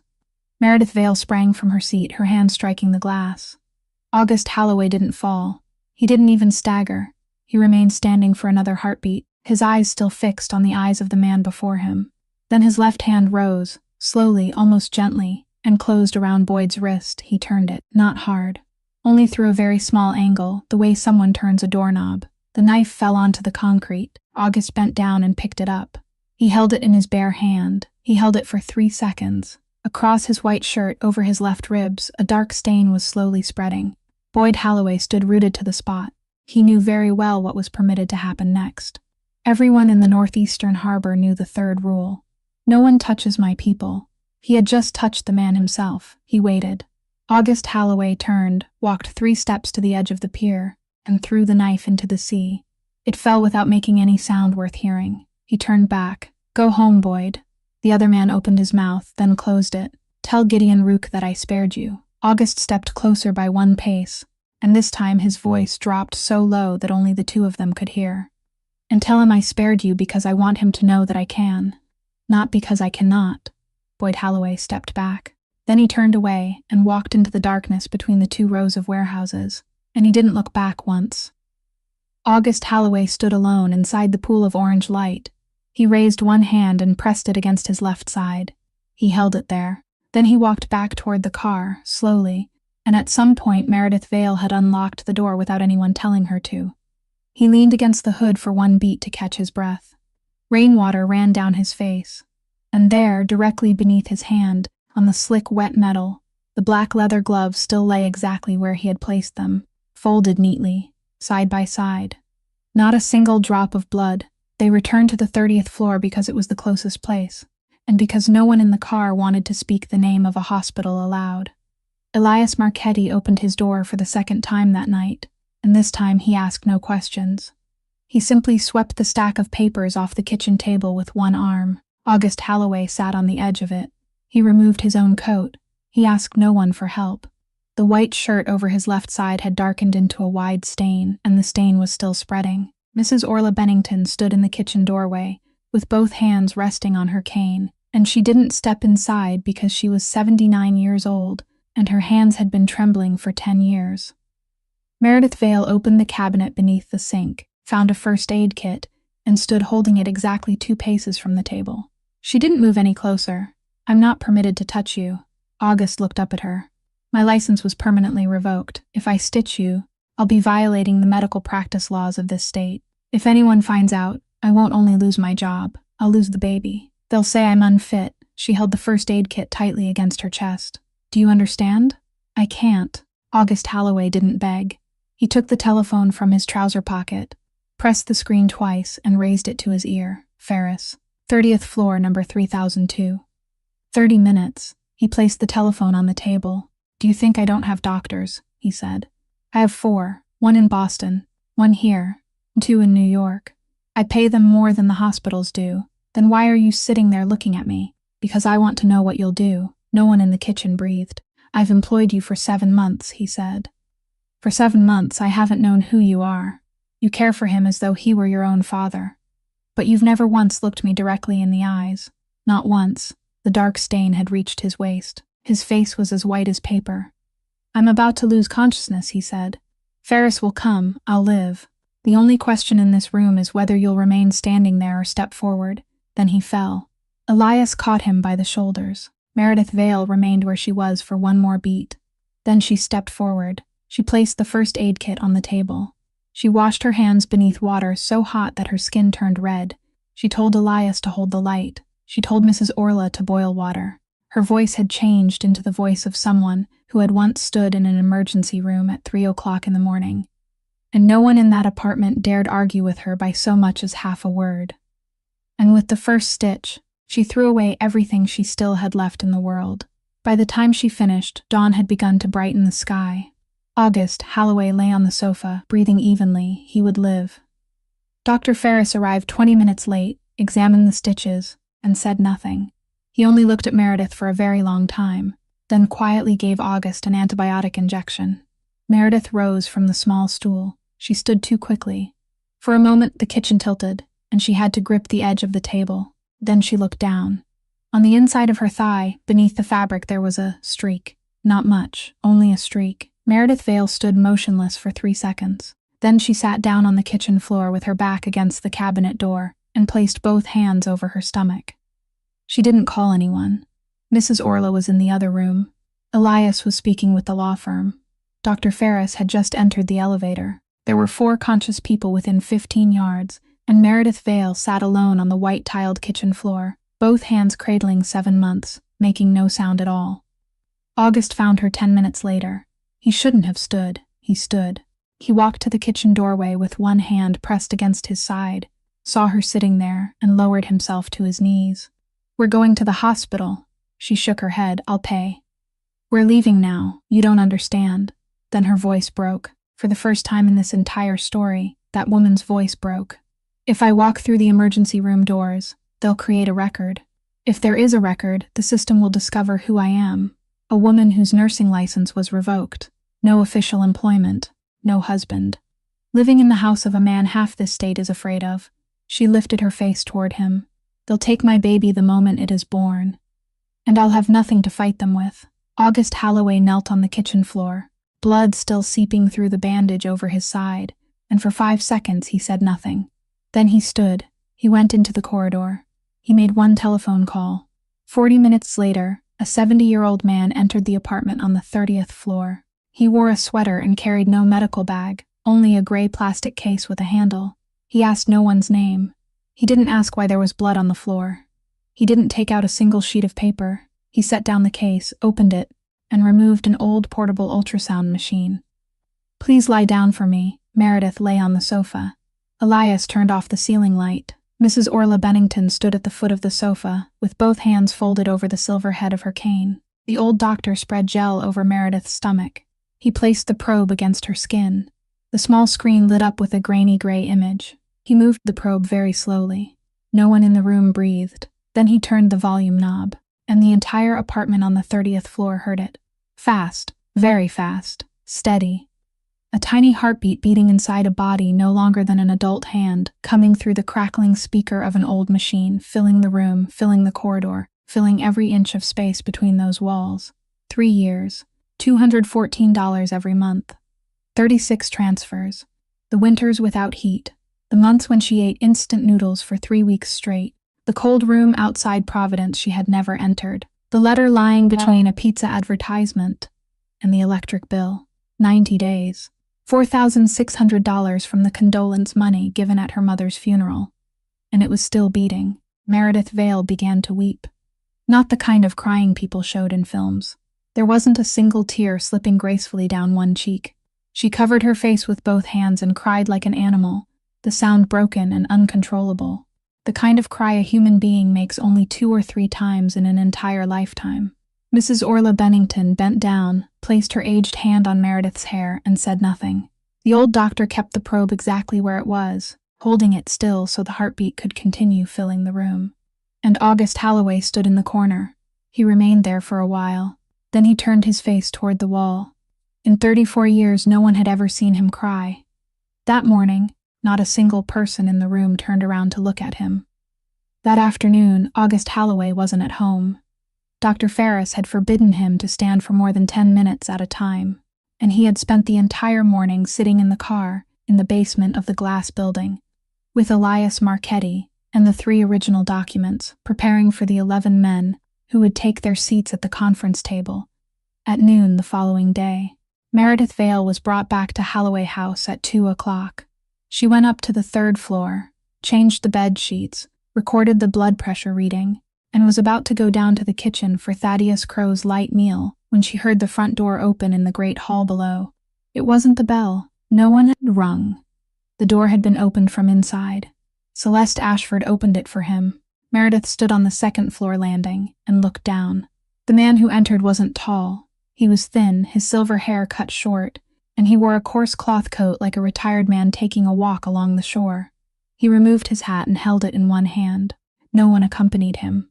There was no car waiting beyond the gates. He crossed the marble floor of Halloway House slowly, looking around not with the eyes of a guest, but with the eyes of a man returning to a room where he had once slept. The 3rd floor, isn't it, child? Yes, uncle. Meredith Vale had no time to think. She turned and hurried back upstairs, entered Thaddeus's room, pressed herself behind the partly open door, slipped one hand into her apron pocket, and pressed the record button on her telephone. She activated it in the second after the footsteps stopped outside the room. Gideon Rook entered. He didn't knock. "Hello, Thaddeus," he said. He pulled over the wooden chair where Meredith sat every evening, placed it beside the bed, and sat down with his hat resting on his knees. He sat like an old friend visiting on a quiet afternoon. "You don't look as bad as I expected." On the bed, Thaddeus Crow opened his eyes. "Do you remember that rainy night in 1978? The night you and I dragged 2 tons of rotten fish into the sea because Cassia said it had to be finished before dawn. You vomited 3 times. I didn't." He laughed softly. "You were only 26 then." From inside his coat, he removed a typed sheet of paper folded in half. He opened it and placed it on the lap of the man lying in the bed. Then he set a pen beside it. "Shall I read it to you?" He read in a calm voice without emphasis. It was a sworn statement. It said that in March of that year, the undersigned had heard August Halloway order 2 men to end his father's life. It said that the undersigned had remained silent for all those years out of fear. It had a date. It had a blank space for a signature. "You don't need to write," Gideon Rook said. "You cannot hold a pen, I know. I understand the arrangement between you and that nurse. 1 tap means no. 2 taps mean yes." Behind the partly open door, Meredith Vale didn't dare breathe. "I only need 2 taps. There will be witnesses who can testify that I read this statement aloud to you and that you agreed. It is called expressed intent. The law allows it. I have attorneys." He reached into the inner pocket of his coat a second time. He took out a photograph. He placed it on the small bedside table beneath the egg-shaped lamp, turning it so it faced the correct way. In the picture, a middle-aged woman stood in front of a wooden porch, somewhere with snow along the edge of the yard. Her hair was tied at the nape of her neck. She was holding a grandchild in her arms, and she was smiling, a wide, innocent smile belonging to someone who didn't know she was being photographed. "She is still in Ohio," Gideon Rook said. "Chestnut Street, the 4th house from the intersection. She teaches music at an elementary school. She believes you died 20 years ago, because someone wrote her a letter saying so." Thaddeus Crow's left hand remained motionless on the blanket. "I don't want anything from her," he said. "I only want you to know that I know where she is." He leaned back in the chair. "Tap twice, Thaddeus, then she can continue living peacefully for the rest of her life. And you have been lying here for 8 months. What do you have left to lose?" The egg-shaped lamp cast a circle of yellow light across the blanket. 30 seconds passed. No one moved. There was no sound except the waves striking the base of the cliffs below. Then Thaddeus Crow's left hand lifted. It trembled. It searched for the metal bedrail. It found it. It tapped once. No. Gideon Rook sat still. The hand lifted again. One tap, then another, then another. It didn't stop. It tapped a 4th time, a 5th, a 6th. Each tap came at the same measured interval, slow and steady, like a man driving one nail after another into a door. The 10th, the 11th. Behind the partly open door, Meredith Vale clung to the wooden frame with one hand covering her mouth, while the other still held the telephone inside her apron pocket. The 18th, the 19th. Gideon Rook said nothing. He sat with both hands resting on the brim of his hat, and he watched. The 25th. The rhythm had begun to slow. The hand lifted with greater difficulty, and each time it fell, it struck more heavily. The 30th. His knuckles had changed color. He didn't stop. The 35th, the 36th, the 37th. Only one sound remained in the entire room, metal and bone, repeating again and again with nothing else in the world. The 39th, the 40th. Then the hand fell onto the blanket, and it didn't rise again. Gideon Rook remained seated for a while. Then he stood. He picked up the paper from Thaddeus's lap, folded it in half, folded it once more, and slipped it into the inner pocket of his coat. He lifted the photograph from the bedside table, looked at it for 1 second, then placed it back exactly where it had been, facing the same direction, and left it there. He put on his hat. At the doorway, he stopped and turned his head. "For 36 years you opened doors for other people, Thaddeus. You held doors for Cassius. You held doors for his son. You held doors for guests, for attorneys, for 2 children who were never allowed to meet." He looked down at the hand lying motionless on the blanket. "Not once in your entire life did you walk through a door yourself." Then he spoke his final sentence so softly that Meredith Vale had to listen to the recording 3 times that night before she could make out the words. "This is the first time in my life I have ever seen a real man," and he walked out. At 2 o'clock in the morning, Meredith Vale woke in the armchair, placed in the corner of the 3rd floor room. She didn't know when she had fallen asleep there, still wearing her apron, the telephone containing the recording inside her pocket. She didn't wake because of a sound. She woke because something was missing from the room. The sound of breathing was gone. She switched on the table lamp, and she saw it immediately. Thaddeus Crow's left hand had slipped from the blanket and was hanging beside the bed. The left corner of his mouth had fallen. His pupils were unequal. His breathing came in broken intervals, with a long pause between each breath. She had seen these signs during 8 years of working in the emergency room, and she had spoken the same words hundreds of times into a radio. The brief 4-word sentence that sent an entire floor running. She knew exactly what was happening inside this man's head. She knew that if he reached the emergency room at St. Mercy within 90 minutes, there might still be something they could do. She also knew how long an ambulance would take to travel from the nearest station to the cliffs. 19 minutes. She reached for the telephone, and the left hand lifted. It struck the metal bed rail. 1 tap, 2 taps, 3 taps. 3 taps didn't exist in their language. For 210 nights, there had only been 1 and 2, never 3. Meredith Vale stood frozen with the telephone in her hand. Then she understood. She placed the telephone on the table. She pulled the wooden chair close to the side of the bed and sat down. She held that hand between both of hers. "Listen to me," she said, and her voice was very calm, the voice she always used when she had to tell someone something no one wanted to hear. "You've had a second stroke. It is worse than the first." The hand remained still. "If I call now, they'll take you away at 2:20. You'll enter the imaging room at 3. They may be able to keep you alive, they may not. But you'll be lying in there, and you won't regain consciousness in time," she swallowed.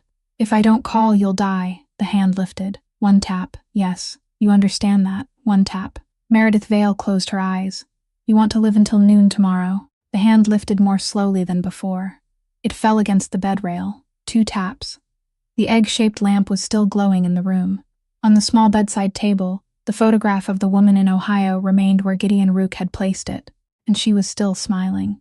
Meredith sat silently for a very long time. She knew that if anyone discovered what she was doing, she would lose everything. She also knew that this was what he wanted. She stood.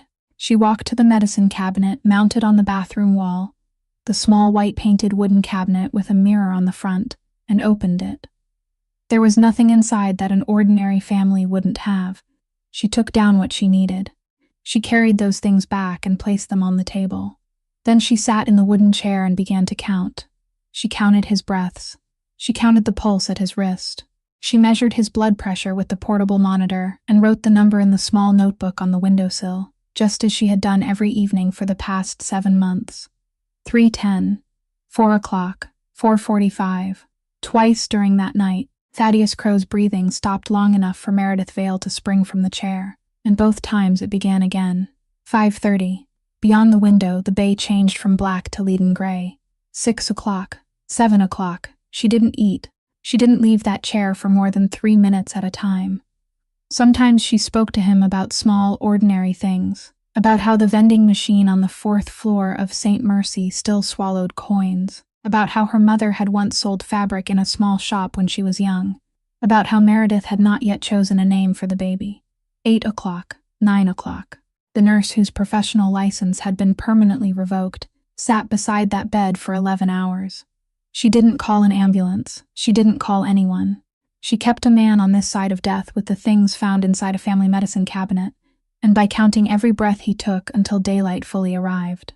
At 9:40, the left hand moved. Meredith leaned forward. It struck the bed rail. 1 tap, 2 taps, 3 taps. Then Thaddeus Crow did something he had not done during the 8 months he had lain paralyzed. He turned his head.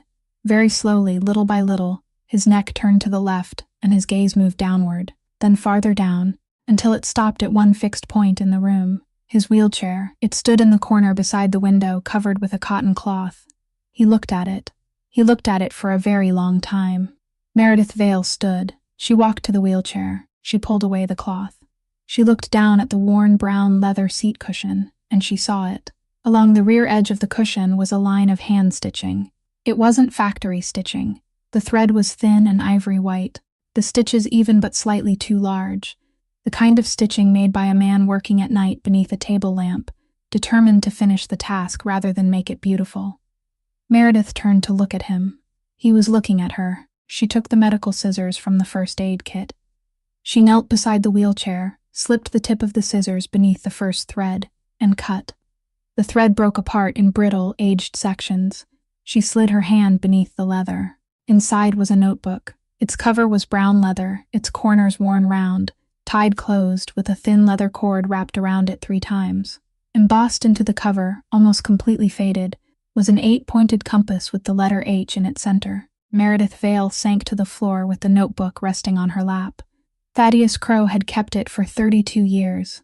For the past 8 months, he had sat on it every day, pushed throughout the house, through the great hall, along the corridors, past the very study door where August Halloway sat reading forged documents, and he had possessed no way to speak. She looked up. On the bed, the man had closed his eyes, but his chest was still rising and falling. There were 2 hours left until noon. At 11:30 in the morning, the conference room on the 30th floor of the Halloway Maritime Building opened. 3 walls were made of glass, and beyond them the entire bay stretched beneath the July sun. Container ships lined up, waiting to enter the harbor like a row of words written across the water. In the center of the room stood a walnut table 9 meters long and 12 leather chairs. 11 men and 1 woman took their places one by one. The 8th chair from the northern end of the table remained empty. It belonged to Rennick Vaughn, owner of the 3 warehouses in the south. No one asked why. No one looked at it for more than a second. Celeste Ashford entered at 11:40. Red dress, hair pinned high, lips painted darker than usual. She walked around the table, lightly touched the shoulders of 2 board members, and smiled at a third. Boyd Halloway entered 3 minutes later. A leather briefcase rested beneath his left arm. His right wrist was wrapped in a white bandage, half concealed inside the sleeve of his suit jacket. Celeste leaned close and kissed him lightly on the cheek. "Is everything done?" "Done. Has the attorney arrived?"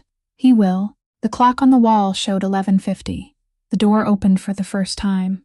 A 22-year-old young woman entered, wearing a light coat in place of her apron, both hands tightly clasped before her stomach. Nettie Pryor walked to the far end of the room and stood against the glass wall without sitting. Celeste Ashford turned to look at her. At first, she didn't recognize her. Then she did, and something very small leaped inside her eyes before disappearing. The door opened for the second time.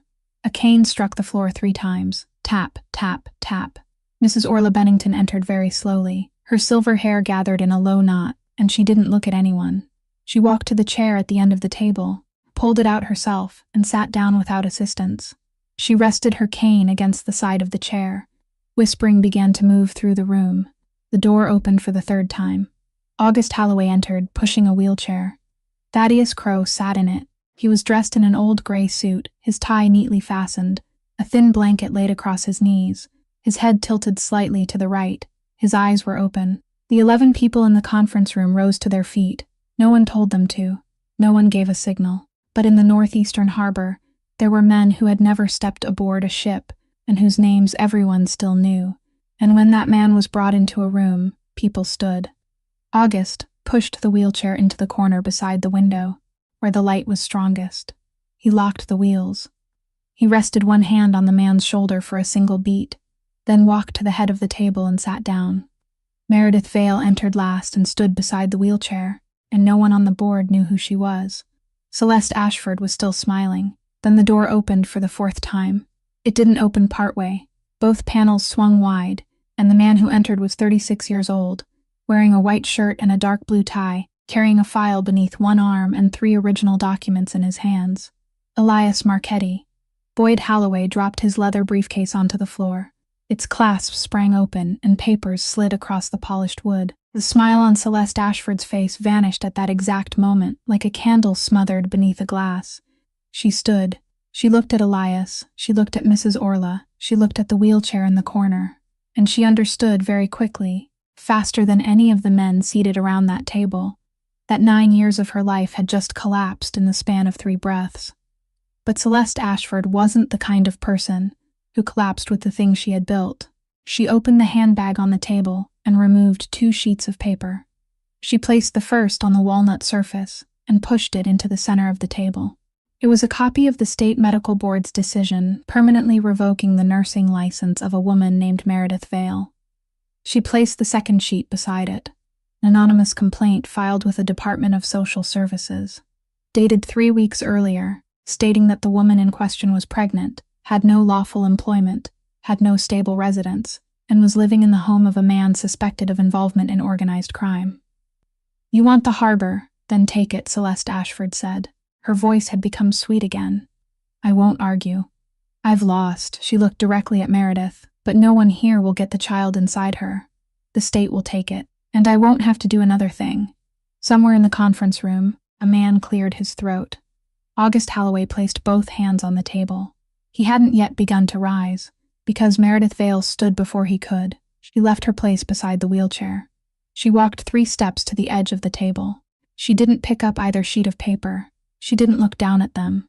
"You say I'm unfit to be a mother," she said. The entire room fell silent. "I want to ask everyone in this room one question." She lifted her head and looked around the 9-meter table, 1 face at a time, 11 faces, the people who controlled the northeastern harbor, tailored suits, watches worth more than she earned in an entire year. How many people in this room know how to place 2 fingers against the throat of a dying man and tell you whether he is still alive? No one answered. No one dared look toward the wheelchair in the corner. "One," Meredith Vale said. She allowed the silence to remain long enough. "And you just called that person a servant." She stepped back 3 paces. She sat in the chair beside Mrs. Orla Bennington. At the northern end of the table, August Holloway said nothing. His 10 fingers tightened around the edge of the walnut table. And in that silence, all 12 people in the room heard the wood crack. The sound of cracking wood faded, and no sound remained in the conference room except the air conditioning moving through the ceiling vents. August Holloway released the edge of the table. He sat upright again. He didn't rise. He didn't look toward Meredith. He looked at Celeste Ashford, and when he spoke, his voice was that of a man asking the time at a train station. "Celeste, have you ever wondered why you've remained alive for the past 9 years?" She didn't answer. She was still standing with one hand braced against the table. August took the telephone from the pocket of his suit jacket. He placed it on the walnut surface, directly in the center, where all 12 people in the room could see the screen. He touched it twice. Then he turned on the speaker, and he said nothing more. He sat still with his gloved hands resting on his thighs, his eyes turned toward the bay beyond the glass, and allowed the ringing to fill the room. 1 ring. No one moved. Mrs. Orla Bennington tightened her hands around the silver head of her cane. Nettie Pryor stood against the glass wall, gripping the window ledge. Boyd Holloway looked down at the leather briefcase lying open on the floor. The 2nd ring. Celeste Ashford didn't move, but something crossed her face very quickly, something too swift for the human eye to catch. Then came a click, then the sound of an old man breathing, and a rough, slow voice emerged from the small speaker filling the conference room with its 3 glass walls on the 30th floor. "Is it done, Celeste?" Not one person in the room breathed out. 2 men on the board had gone pale. One of them raised a hand to loosen his tie. They both knew that voice. Everyone in the northeastern harbor knew that voice, and not one of them had heard it come from the speaker of a telephone inside a glass conference room in 20 years. August Holloway leaned very slightly toward the telephone. "Hello, Uncle Gideon," he said, his voice still as calm as though he were asking the time. "I'm sitting here with her. Is there anything you would like to say to her before I end the call?" 3 seconds. The clock on the wall marked them. 1, 2, 3. The call ended. The screen went dark. August Holloway leaned back in his chair. 9 years, Celeste, he said. And he couldn't say a single word to save you. Everyone in the room waited for her to scream. They waited for the handbag to sweep across the floor, for her fingernails to scrape the tabletop, for one of the performances of tears they had witnessed too many times inside the house on the cliffs. Celeste Ashford didn't scream. She removed her hand from the table. She slowly pulled back her chair and sat down. Then she lowered her head and looked at both hands resting in her lap. She turned the ring on her finger once, then stopped. "I was 19 when he found me," she said. No one interrupted. "My father had been dead for 5 weeks. He left me 4 empty safes and a house with foreclosure notices pasted across the door. I stood in my own living room while men carried my mother's piano through the front entrance, and I wasn't allowed to touch it one last time." She drew in a breath. "Gideon Root came the next day. He sat on the front steps with me. He didn't say he would pay my debts. He didn't say he would save the house. He only sat there and listened to me speak for 2 hours. She raised her eyes toward some point on the glass wall beyond everyone in the room. Then he stood. He put on his hat, and he told me that I was an intelligent girl." She stopped. That was the first time in my life anyone had ever said that to me. Inside the conference room on the 30th floor, no one answered. Mrs. Orla Bennington closed her eyes. Meredith Vale looked down at the table. Celeste Ashford remained still for 3 more seconds. Then she raised her head, and everything on her face had returned to what it had been before. Sharp, hard, wiped clean. "Don't look at me that way," she said. "I'm not apologizing to anyone. If I had the chance to begin again, I would do exactly the same thing." August Holloway stood. He drew the 2 sides of his suit jacket together and calmly fastened the top button with 2 gloved fingers. "About the baby," he said. Celeste Ashford looked up. "You said the state would take it." He looked down at the 2 sheets of paper still lying in the center of the walnut table. "You have 3 hours. During those 3 hours, my attorney will file a petition with this state's family court confirming me as the child's second legal guardian from the moment of birth.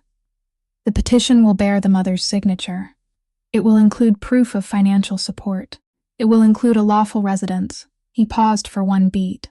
After those 3 hours, if anyone wants to take that child away, they will have to take it from my hands.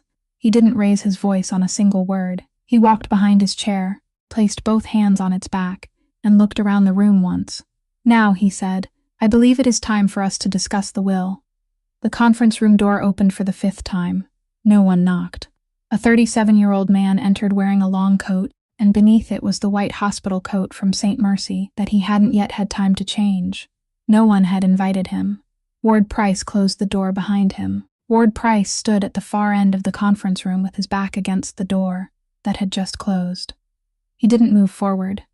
His name badge was still pinned to the chest of his white coat, the title printed in black letters, Chief Resident, Emergency Department, St. Mercy Hospital.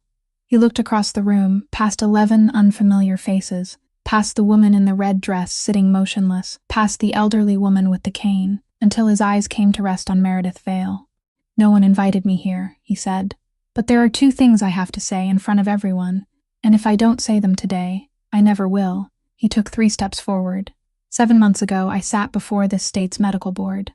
They asked whether I knew anything about the medication error in the emergency department at St. Mercy. I did. I knew very well. I had held that order in my own hands. He drew in a breath, and I testified that I knew nothing. No one in the room spoke. The second thing happened the day before yesterday. Ward Price turned his head. He looked toward the corner of the room where sunlight streamed through the glass, where a 72-year-old man sat motionless in a wheelchair, his head tilted slightly to the right, his eyes open. The day before yesterday, I saw my former wife again in the 4th floor corridor. I saw that she was pregnant. I panicked. I didn't understand why I panicked, but I did, and I took out my telephone. He raised one hand and pinched the bridge of his nose. I called Celeste Ashford. I told her Meredith was living in August Halloway's house. Boyd Halloway's head snapped up.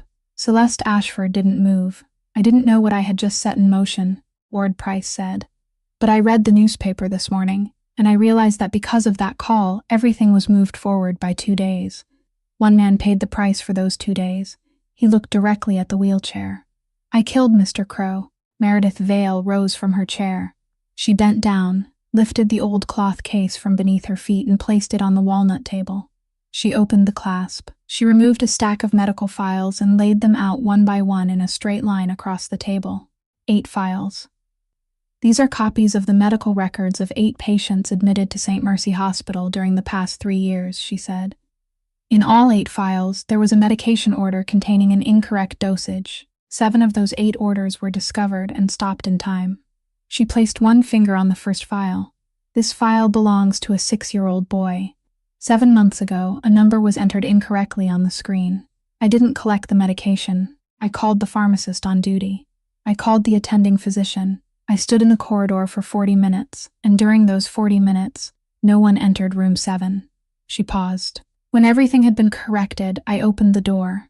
The boy was coloring, a green dinosaur, with the crayon marks running far outside the lines. He said, "I drew it for you, nurse." She lowered her eyes. He fell asleep before I left the room. He never knew anything had happened. All he remembered was that a nurse told him his dinosaur was the most beautiful one in the hospital. 3 men seated near the middle of the table had begun leaning forward. Meredith's hand moved along the wood, past the 2nd file, the 3rd, the 4th, the 5th, the 6th, and the 7th. It stopped at the final one. 7 people live, she said. The 8th did not. She opened the file. Patient name, Rosalind Vale. Female, 58 years old, admitted with terminal cancer. The cause of death listed on her death certificate was multiple organ failure resulting from the underlying disease. She raised her head. My mother didn't die from cancer. Mrs. Orla Bennington lifted both hands to cover her mouth. 7 months ago, Meredith Vale said, after I stopped the medication order for room 7, someone asked me to go to the 9th floor.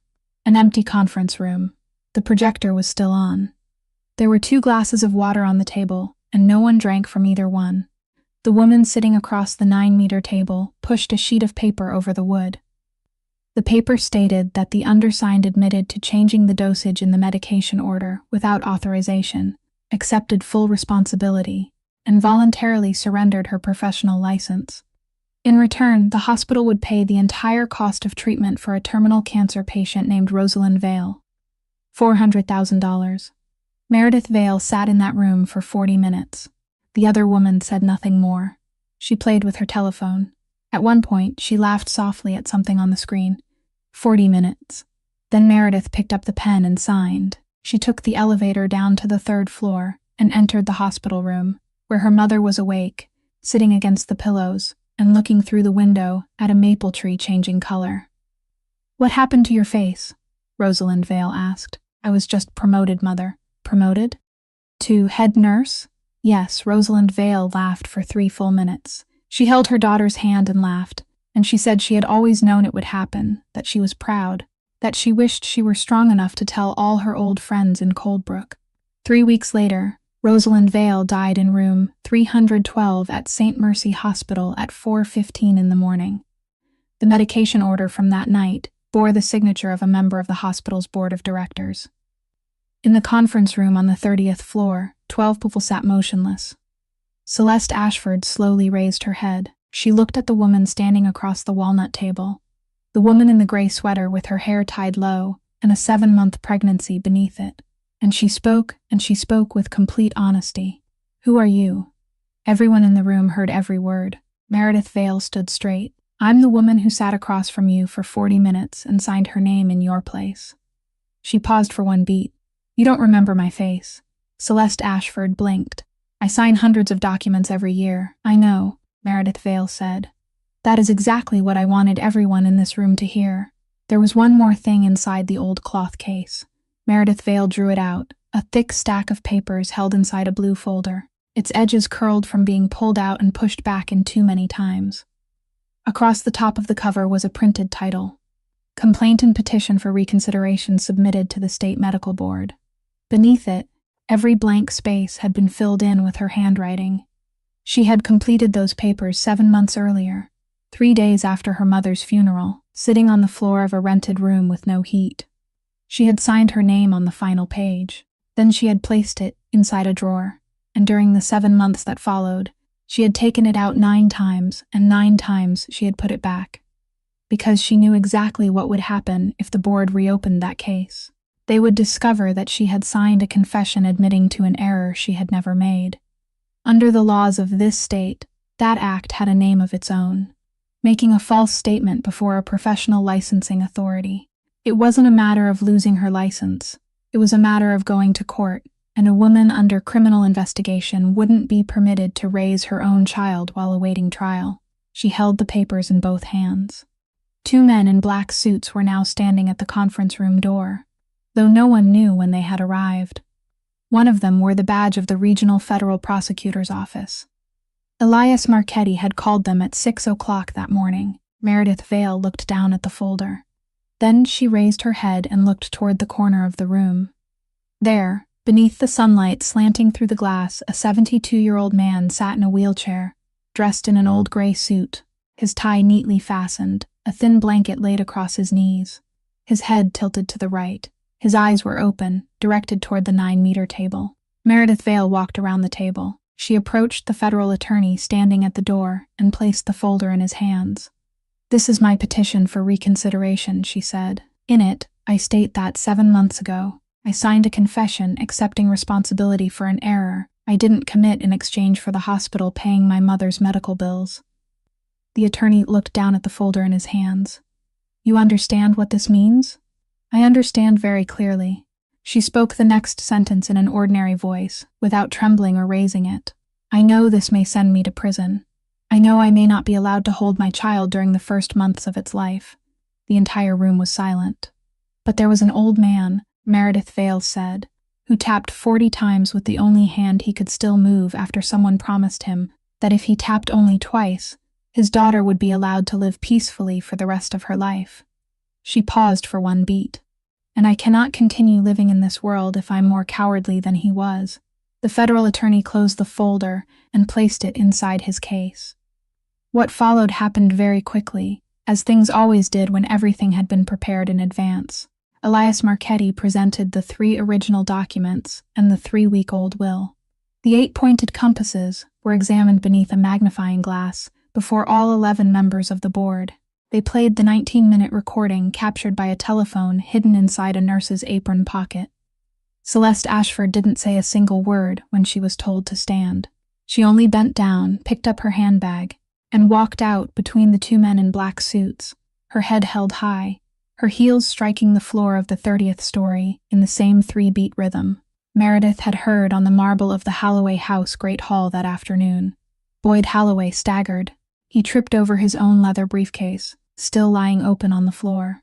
The conference room door closed, and inside that room with 3 glass walls, all that remained were 11 men breathing heavily, an elderly woman with a cane, a 22-year-old girl leaning against the wall, a doctor in a white coat standing frozen at the far end of the room, and a man sitting motionless in a wheelchair in the corner. Meredith Vale walked toward him. She knelt before the wheelchair, both knees touching the floor, and placed her hands on the thin blanket covering his knees. "It is over, sir," she said. He didn't answer. She lifted her eyes to his face, his head still tilted to the right. His eyes remained open, still directed toward the 9-meter table, toward the place where everything had just happened. Meredith raised 2 fingers and placed them in the hollow of his neck, just beneath the line of his jaw. She held them there. She counted. She counted to 10. She shifted her fingers slightly. Then she began again. His skin had already grown cold. No one knew when he had gone. Perhaps 20 minutes earlier. Perhaps longer.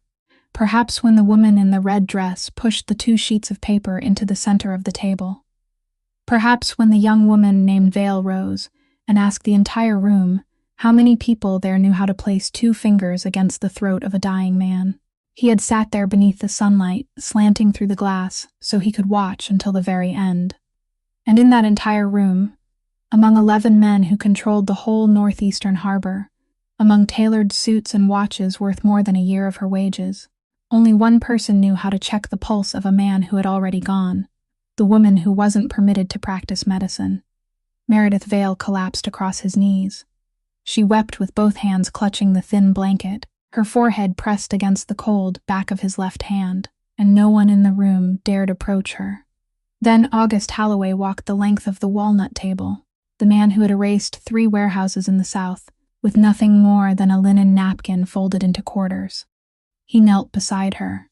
He placed one gloved hand on the shoulder of the man sitting in the wheelchair, and 34 years after the day he was born, for the first time in his life, August Holloway looked at the old butler and called him his true father. Gideon Rook wasn't in the conference room. People searched for him at his apartment in the suburbs, at the cafe where he sat every morning, and at the church where he had been building wooden pews since 1979. No one found him. At 2 o'clock in the afternoon, a crane operator at Pier Number 3 called the office and said that an old man had walked into the container yard at 11 that morning, carrying nothing, his hands empty, and that he had disappeared between 2 rows of steel containers without ever coming back out. The crane operator added that one of the container doors had been closed from the inside. Container number 47. August Holloway was standing beside the wheelchair in the conference room when he heard those words. He walked toward the door without saying anything to anyone. Elias Marchetti ran after him. Meredith Vale ran after him too, and when August turned and told her to stay behind, she looked at him once and didn't stop walking. Pier Number 3 stood at the end of the harbor road, where rows of containers were stacked 4 stories high, painted red, blue, and gray, stretching into the distance like a city without inhabitants. The July sun poured straight down. The concrete gave off a wavering layer of heat. The air smelled of hot paint, salt, and engine oil. Container number 47 stood in the outermost row beside the water. It was older than the others. Its paint had peeled away in patches. 4 long locking bars ran down the 2 steel doors, and 3 of the 4 had been turned into place from the inside. August Holloway stopped 5 paces away. He placed his gloved palm against the steel. He pulled it back immediately. "How hot?" Elias asked. 38 degrees outside, a dock worker said. Inside there, under this sun, it could reach 50 by sunset. August walked up to the door. Uncle Gideon, there was no answer. He struck the steel once with his palm. Uncle Gideon. Then a hoarse voice came from inside, slow and broken by the heat, yet still calm, the calmness of a man who had already completed every calculation. "You got here faster than I expected." August looked up at the roof of the steel container. "What is in there?" "Documents," Gideon Rook said. 30 years of documents. I've been gathering them here since spring. Names, amounts, dates, who owes me, who I owe. I've been sitting among them for 3 hours. Open the door. A dry laugh came from inside. Do you know what your father did to me in this very place 30 years ago? August didn't answer. He put me inside this exact container. He turned all 4 locking bars from the outside. He left me in here for 3 days. Meredith Vale stood farther back with both hands over her stomach. Sweat ran in streams down her forehead. I got out, Gideon Rook said. I pried one of the hinges loose with the buckle from my own belt. 3 days without water. I crawled out of here at 4 o'clock in the morning, and I swore to God I would take everything back. His voice fell lower. This time I don't intend to come out. August Holloway stood motionless beneath the sun. Then you already know how to get out, he said. There was no sound from inside for 10 seconds. Go away, boy. No, what are you going to do? Open the door and stand there, staring at me? Then what? I spend 15 years in prison and die in the infirmary. How is that any different? It is different. It isn't, Gideon Rook said, and this time his voice changed. It grew thin. For 32 years I had only one thing to do every morning when I opened my eyes. This morning I still had it. This afternoon it was gone. A paralyzed old man who couldn't speak took it from me with 36 taps. Elias Marchetti turned his face away. Leave the door where it is, Gideon said. You're Cassius Holloway's son. He would leave me in here to die. You will too. Blood is blood. August Holloway stepped toward the steel doors. He took the bolt cutters a dock worker handed him and cut through the 4th locking bar, the only one still secured from the outside. Then he pulled.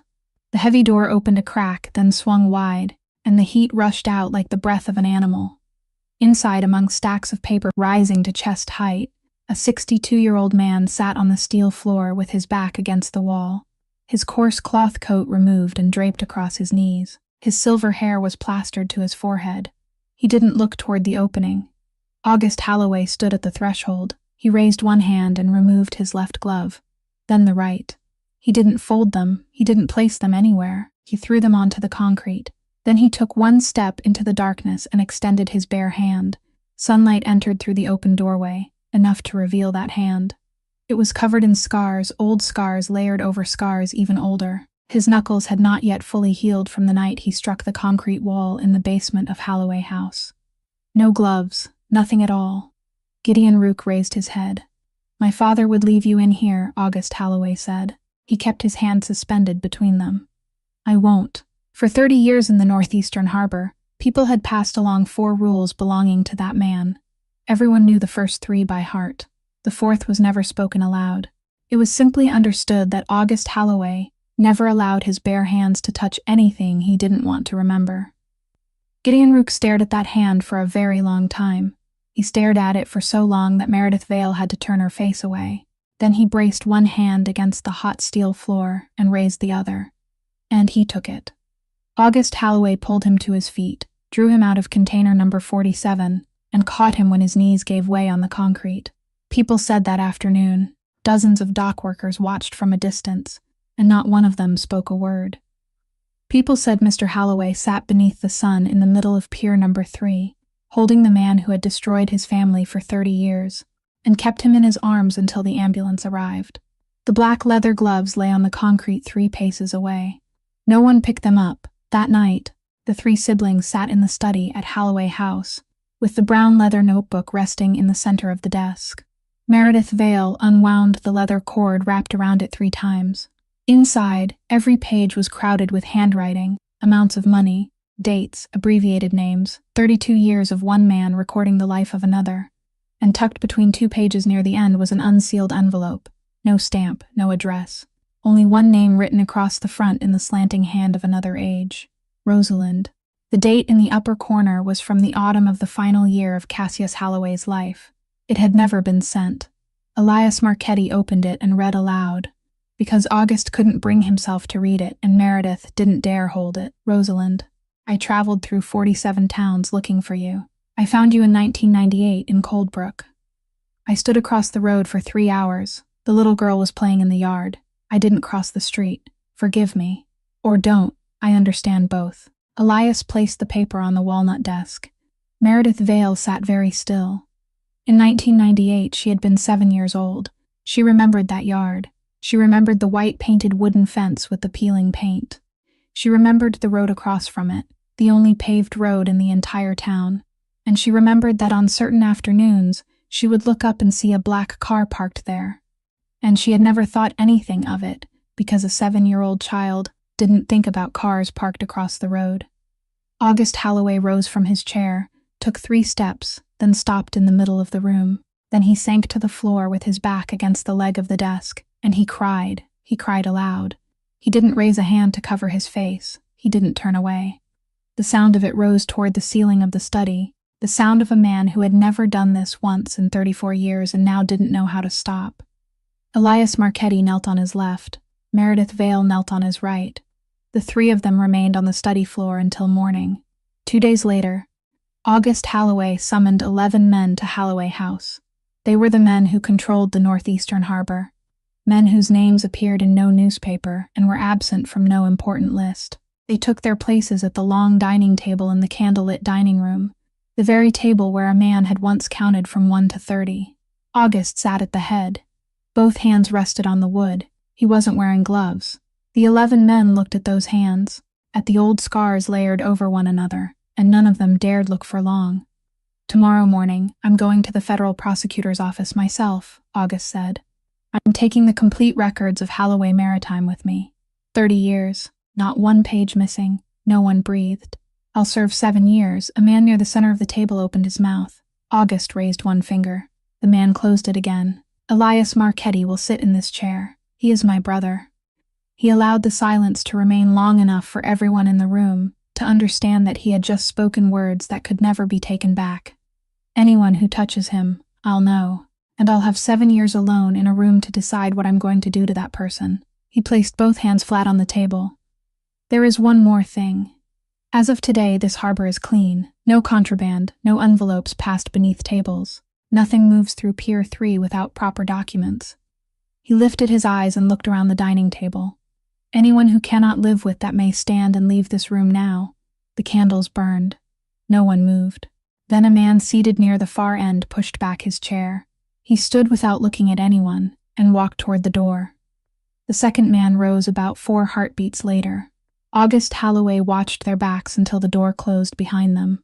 Then he turned toward the 9 men still seated, and he spoke in the same voice a man might use to read the weather report on the radio at 6 o'clock in the morning. "Those 2 men won't live to see the end of the month." In that candlelit dining room, no one else dared stand. His defense attorney was a 60-year-old man who had argued 23 federal cases and won 19 of them. He sat with August for 3 hours and placed a plea agreement on the table. 3 years, he said. "I can get you 3 years. You surrender voluntarily, you turn over all the evidence, and you cooperate fully. 3 years is the highest number I'll allow the prosecution to consider." August Holloway read the document from beginning to end. Then he pushed it back. "No, you don't understand. 7 years is 7 years. Your child will be in 2nd grade by the time you come home. I understand very clearly." He rose and walked to the window. "Last week, I sat at the head of a table and told 11 men that from now on, this harbor would be clean. If I serve 3 years, then for those 3 years, 300 men on the docks will understand that I purchased that cleanliness through a bargain." He turned around. 7 years is the right price. On the final evening, Elias Marchetti came to Holloway House. The 2 brothers sat on the veranda looking down at the bay. "I accept," Elias said. "I'll sit in that chair. I'll keep it clean. I'll hold it until the day you return." August nodded. Elias turned his wedding ring once around his finger. "But there is something I have to say today, and I'll say it only once." August waited. "My daughter is 4 years old. She carries the name of the man who raised me. Next week, she will have an uncle named Holloway, and for the rest of her life, she will hear people whisper that name behind her back." He looked toward the water. "I'll run your company. I'll eat dinner in that room. I'll sit at the head of that table." He turned toward August. "But I will never bring my daughter to this house." August Holloway remained silent for a very long time. Then he nodded. He understood. In the 34th week, Meredith Vale went into labor 6 weeks earlier than expected. The baby weighed 1.9 kilograms. They took her to the neonatal unit at St. Mercy Hospital. On the 5th floor, into a room where 12 incubators stood in 2 rows, and she lay in the 4th one from the window. 19 days. Every night, Exactly 10 o'clock, a 79-year-old woman with a cane entered the fifth-floor corridor, sat in the plastic chair beside the fourth incubator, and remained there until 2 o'clock in the morning. She brought nothing with her except a woolen blanket to cover her knees. The nurses on the night shift called her the unpaid night watch. No one dared tell her to go home. On the 12th night, at nearly 1 o'clock in the morning, the alarm on the monitor beside the fourth incubator changed its tone. It was no longer the steady beeping that everyone on the fifth floor had grown accustomed to hearing for 12 nights. It became something else, higher and more urgent. Mrs. Orla Bennington rose from the plastic chair faster than anyone else in the room. She never told anyone what happened next. Only one young nurse, newly graduated, remembered that the old woman had spoken a sentence very softly, not to the baby, not to anyone in the room, but to something above the ceiling. Not this one. 40 seconds later, the alarm returned to its former rhythm. Mrs. Orla Bennington sat down, placed her aged hand against the side of the incubator, and didn't lift it until morning. The next day, when Meredith was brought in by wheelchair to visit her daughter, Mrs. Orla was still sitting there. She said nothing about the previous night. She only took something from her coat pocket and placed it in Meredith's lap. It was a brown envelope that had already been opened, the kind of envelope someone had slipped beneath Meredith's door at Holloway House before dawn, 3 weeks before the meeting. Inside it on that day had been 8 copies of medical records reproduced on a hospital machine. Meredith looked up at her. Mrs. Orla Bennington nodded once, very slightly. 36 years ago, I delivered your brother from your mother's body in a wooden house in Coldbrook, she said. 7 months ago, I was the person who signed your mother's death certificate on the 3rd floor of this building. I read her medical chart. I knew it wasn't the cancer. I owed the Vale family the truth, and I repaid that debt by slipping an envelope beneath a door at 4 o'clock in the morning. As for the 2 men who had risen from the dining table in the candlelit room that night, their story was told in many different ways throughout the northeastern harbor. The truth was that during the 4 weeks that followed, both men left the state of Rhode Island. One opened a small auto repair shop in Tampa and lived for another 20 years. No one knew where the other went. Neither man died, but to this day the entire harbor still believes they did, and that was the only thing August Holloway had ever needed. On his 9th day in federal prison, 3 men surrounded him in the yard. He was sitting on a stone bench, reading a letter. He didn't look up. 3 men, he said. The camera is in the left corner. You have 40 seconds before the guards arrive. 40 seconds isn't enough to kill me, but it is enough for me to remember all 3 of your faces. He folded the letter and placed it in his breast pocket. And I still have 6 years and 11 months left in here, he said. With you, they walked away. August Holloway took out the letter and continued reading. There was a photograph inside. A baby was sitting on a rug, holding a yellowed plastic wristband in one hand, and she was smiling. The man who had erased 3 warehouses, with nothing more than a linen napkin folded into quarters, sat alone on a stone bench in the middle of a prison yard, and he cried. The baby wasn't named Rosalind. That name belonged to a child who had never been given time to receive a name. Meredith Vale named her daughter Thea. She took it from the beginning of the name of a man who had tapped 40 times with the one hand he still had left. Holloway House was renamed Rosalind House. It became a free support center for medical workers whose professional licenses had been unjustly revoked. The medical board reopened Meredith Vale's case and formally recognized her as a whistleblower. She wasn't prosecuted. Her nursing license was restored the following spring, and she returned to St. Mercy Hospital, but not to the emergency department. She requested a position in the neonatal unit on the 5th floor. One September afternoon, Meredith Vale stood before Cassius Holloway's grave for the first time in her life. She brought no flowers. Elias Marchetti stood beside her, holding the baby in his arms. For 20 years, I placed flowers on the grave of someone I never knew, she said. My mother chose a random name carved into a headstone in the Coldbrook Cemetery so her daughter would have somewhere to cry. The wind moved through the rows of gravestones. I think you understand what that feels like, she continued. For 30 years, you also sent money to a name you didn't dare speak aloud. She bent down and placed the yellowed plastic newborn wristband on the face of the headstone.